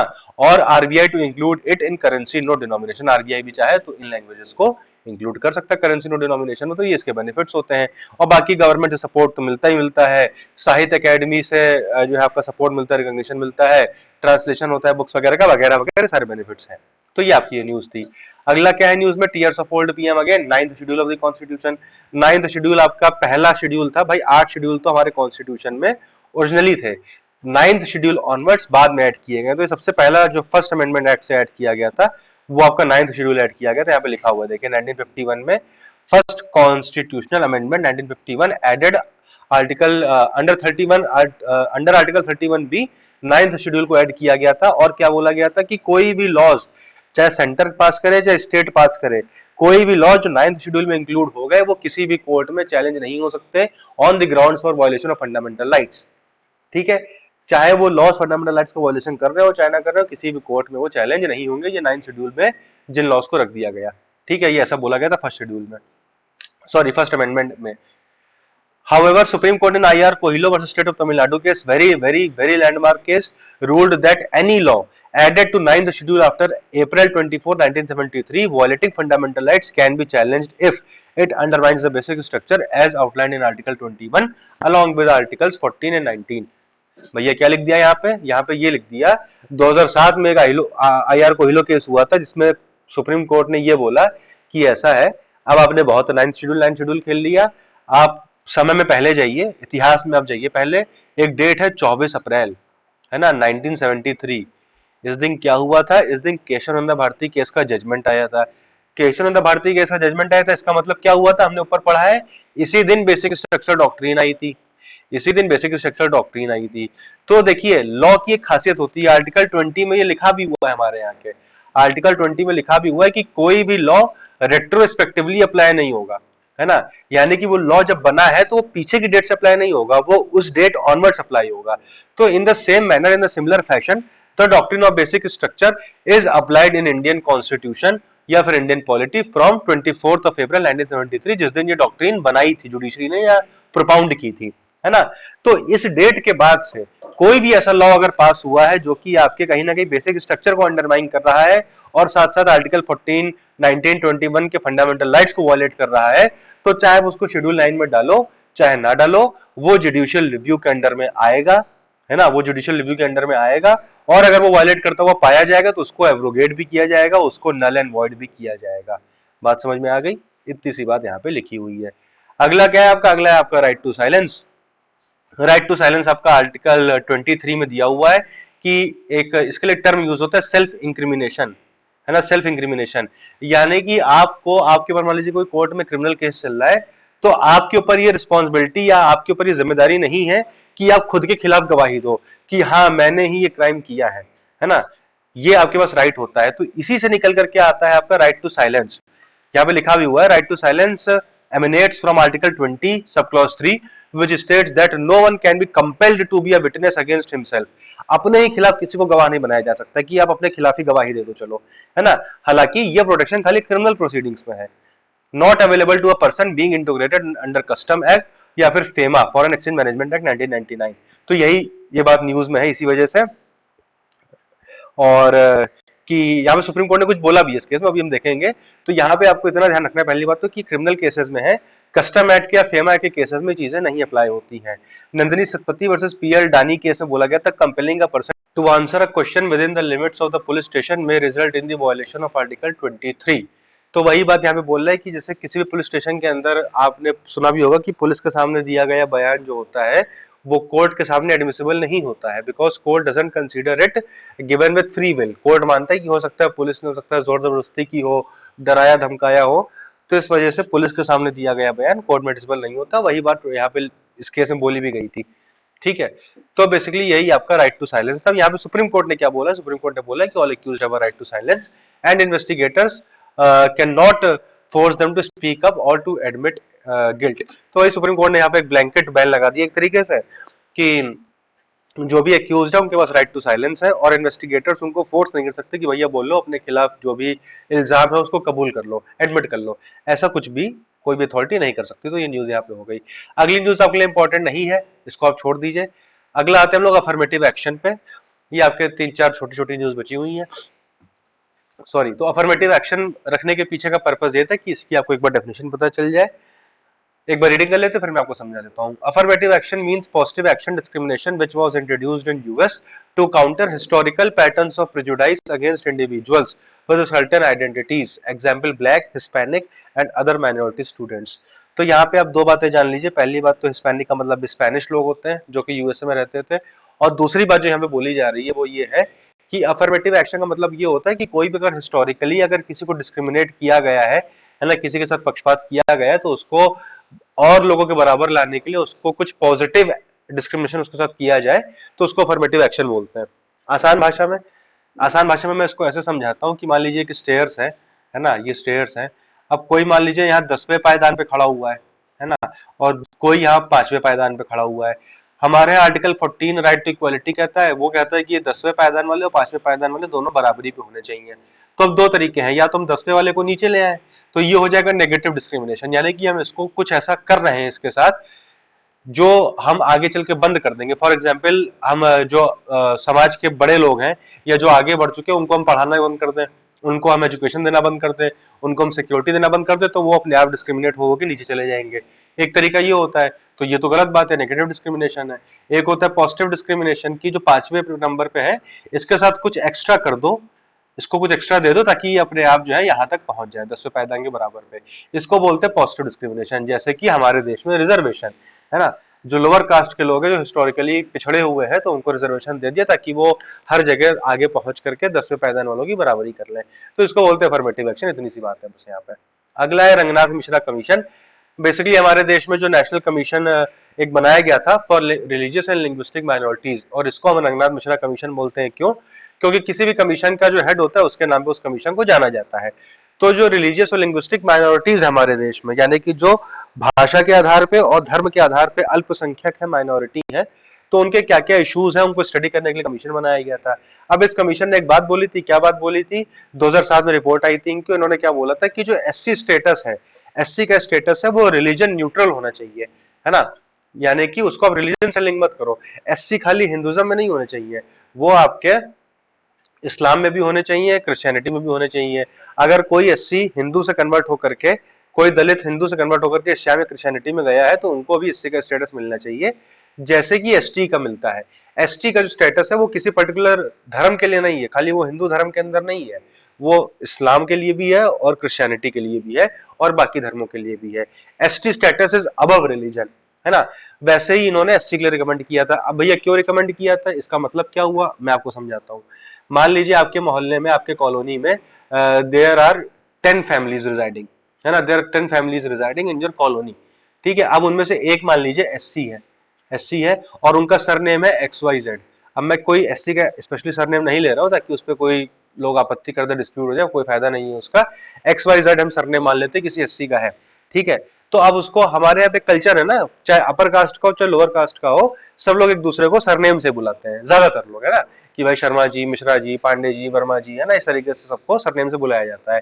तो ये जो एससी इंसान रह रहा है, XYZ सरनेम है जिसका, इसको सब लोग XYZ करके बुलाते थे, है ना। अब इसको जो है लेकिन कुछ ऐसा लगा कि हिंदुज्म में कुछ इसका भला नहीं हो रहा है, इसको क्रिश्चियनिटी या इस्लाम को कबूल कर लेना चाहिए, तो ये भैया वहां चला गया, है ना। ये वहां चला गया तो डिफरेंस क्या आया, इसकी जो वर्शिप करने की प्रैक्टिस थी, पहले भाई ये मंदिर जाता था, अब ये मस्जिद जाने लगा होगा। पहले हनुमान चालीसा पढ़ता था, अब नमाज पढ़ने लगा होगा या बाइबल पढ़ने लगा होगा, बस इतने तो अंतर आया ना। समाज तो इसको वैसे ही देख रहा है, सोसाइटी में जो इसका स्टेटस है सोसाइटी के अंदर वो तो नहीं चेंज हो गया, है ना। वो तो अभी भी इसको लोअर कास्ट का मान रहे, कंसीडर कर रहे हैं, वो अभी भी इसको अपने घर के अंदर आके बैठ के खाना नहीं खाने दे रहे हैं, भाई स्टेटस तो वही रहा ना। तो कहीं ना कहीं रिलीजन चेंज होने से इसका स्टेटस तो बदल नहीं गया। तो शायद इसी बेसिस पे रंगनाथ मिश्रा कमीशन जो था उसने ये रिकमेंडेशन दी थी कि इसको डीलिंक कर देना चाहिए, है ना, रिलीजन से। हो सकता है 50-100 साल बाद जब इसकी एक दो पीढ़ी आगे बढ़ जाए XYZ की, तब ये स्टेटस इसका चेंज हो जाए, तब इसको लोग सिर्फ क्रिश्चियन या मुस्लिम के नजरिए से देखे, बट इसको तो अभी एक लोअर कास्ट के नजरिए से देखा जाएगा, एटलीस्ट एक दो पीढ़ी तक तो रहेगा ये चीज। तो वही बात यहाँ पे बोली गई थी, सॉरी। अब आता है आपका आर्टिकल 355। आर्टिकल 355 में बेसिकली कुछ नहीं लिखा, उसमें ये लिखा हुआ है कि अगर किसी स्टेट के ऊपर कोई इंटरनल डिस्टर्बेंस हो रही किसी स्टेट में या एक्सटर्नल एग्रेशन आ रहा है उनके ऊपर, तो ये सेंटर की जिम्मेदारी है, सेंट्रल गवर्नमेंट की ड्यूटी है कि उस स्टेट की रक्षा करे, है ना। मान लीजिए कल को for example, although it is not practically possible, but मान लीजिए कल को नेपाल यूपी पे हमला कर दे, है ना, तो यहाँ पे यूपी पुलिस की रिस्पॉन्सिबिलिटी नहीं है उसको टैकल करना, this is the responsibility of the central government. Paramilitary forces, army, जिसको भी भेजना चाहे वो उसको भेज करके वो यूपी की रक्षा करवाएंगे, है ना। या फिर इंटरनल डिस्टर्बेंस भी अगर हो रही है और वो स्टेट गवर्नमेंट के हाथ से बाहर जा रही है, जैसे कि मणिपुर में हुआ फॉर एग्जाम्पल, तो वहां पे भी यूनियन चाहे तो प्रेसिडेंट रूल भी लगा सकता है, ना भी लगाना चाहे तो सेंट्रल फोर्सेस को भेज करके वहां पे उस डिस्टर्बेंस को टैकल कर सकता है, ये आर्टिकल 355 में बोला गया है। और ये आर्टिकल 355 किसका पार्ट है? इमरजेंसी प्रोविजंस का पार्ट है, जो कि पार्ट 18 में आते हैं, पार्ट 18 में आते हैं कॉन्स्टिट्यूशन के, आर्टिकल 352 से 360 तक। देखिए, कॉन्स्टिट्यूशन के सारे पार्ट्स और उनके नाम तो आपको पता होने ही चाहिए। किस पार्ट से? पार्ट 3 आपका फंडामेंटल राइट्स है, 4 डीपीएसपी है, 4 है आपका फंडामेंटल ड्यूटी है, 5 यूनियन है, 6 स्टेट है। इस तरीके से मतलब आपको पार्ट पता होने चाहिए। और अगर हो सके, if the time permits, if you have the capacity to memorise और mug up, then please remember the articles कि फंडामेंटल राइट्स आर्टिकल 12 से 35 तक है, ठीक है। डीपीएसपी आपका 36 से लेकर के 51 तक है, 51 तक है। इमरजेंसी प्रोविजन आपका 352 से 360 तक है। इस तरीके से आप पार्ट वाइज जो है आर्टिकल्स भी याद कर ले। And at least 100 articles you have to remember, at least 1 to 100 you have to remember very efficiently and very clearly, and post 100 some important articles like 102, 191, 105, 194, मतलब इन सब में इंपॉर्टेंट प्रोविजन, प्रिविलेजेस हो गया, डिस्क्वालिफिकेशन हो गया, या 200 या 226, मतलब इस तरीके से जो भी इंपॉर्टेंट आर्टिकल्स है, गवर्नर का आर्टिकल वगैरह वगैरह, ये कुछ आर्टिकल 100 तक तो आपको बाय हार्ट होने चाहिए, और 100 के ऊपर भी एटलीस्ट 50 ऐसे आर्टिकल है जो आपको पता होने चाहिए। आपको खुद पता है कि कौन से इंपॉर्टेंट है, कौन से नहीं है। You are smart enough, you should mug up all these articles if the time permits, है ना। if there is a lot more left, which I am sure that it must have been left, मतलब बहुत कुछ बचा होगा भी पढ़ने के लिए, तो उस केस में कोई ऐसी बात नहीं है, बट आप चाहे तो कर सकते हैं। Then coming to last news, right to walk under part 1 last news. Punjab एक पहला स्टेट बन गया जिसने राइट टू वॉक को इंप्लीमेंट कर दिया। Right to walk make it mandatory for all road owning agencies including the NHAI to provide footpaths and cycle tracks to the on the roads. तो basically ये अपने आप में एक बहुत ही अलग सी न्यूज है कि किसी स्टेट ने राइट टू वॉक दे दिया है। और राइट टू वॉक देने की वजह से क्या है कि जो भी रोड बनाने की अथॉरिटीज है उनके ऊपर ये रिस्पॉन्सिबिलिटी आ गई है कि वो फुटपाथ प्रोवाइड करें और साइकिल ट्रैक्स को प्रोवाइड करें रोड्स पे, ताकि ये राइट टू वॉक को लोग एक्सरसाइज कर सकें। तो विद दिस आपका ये पहला पार्ट कंप्लीट होता है, जहाँ पे हम लोगों ने पार्ट 1 की जो भी न्यूज़ेस थी, जो भी आपके न्यूज़ आइटम्स थे, उनको कवर किया है। और अब हम लोग नेक्स्ट लेक्चर में हम लोग functioning of parliament, state legislature और लोकल गवर्नमेंट, इनके जितने भी टॉपिक्स होंगे और इसके आगे का जो भी हम लोग देख पाएंगे वो हम लोग नेक्स्ट क्लास में कवर करेंगे। Highlighted PDF as I have already mentioned, आप हमारे टेलीग्राम चैनल से, जिसका की लिंक आपका डिस्क्रिप्शन में है, वहां से जाकर के ले सकते हो, ताकि आपको रिवीजन करने में आसानी रहे, है ना। और अगर आपको लेक्चर पसंद आया है तो कमेंट करके अपना रिस्पांस दें, नहीं भी पसंद आया है, कोई आपको कमी लग रही है, तो भी आप कमेंट करके अपना रिस्पांस दे सकते हैं। बाकी please like, share and subscribe to our YouTube channel. तो मिलते हैं आपसे नेक्स्ट लेक्चर में। Until then, have a good day.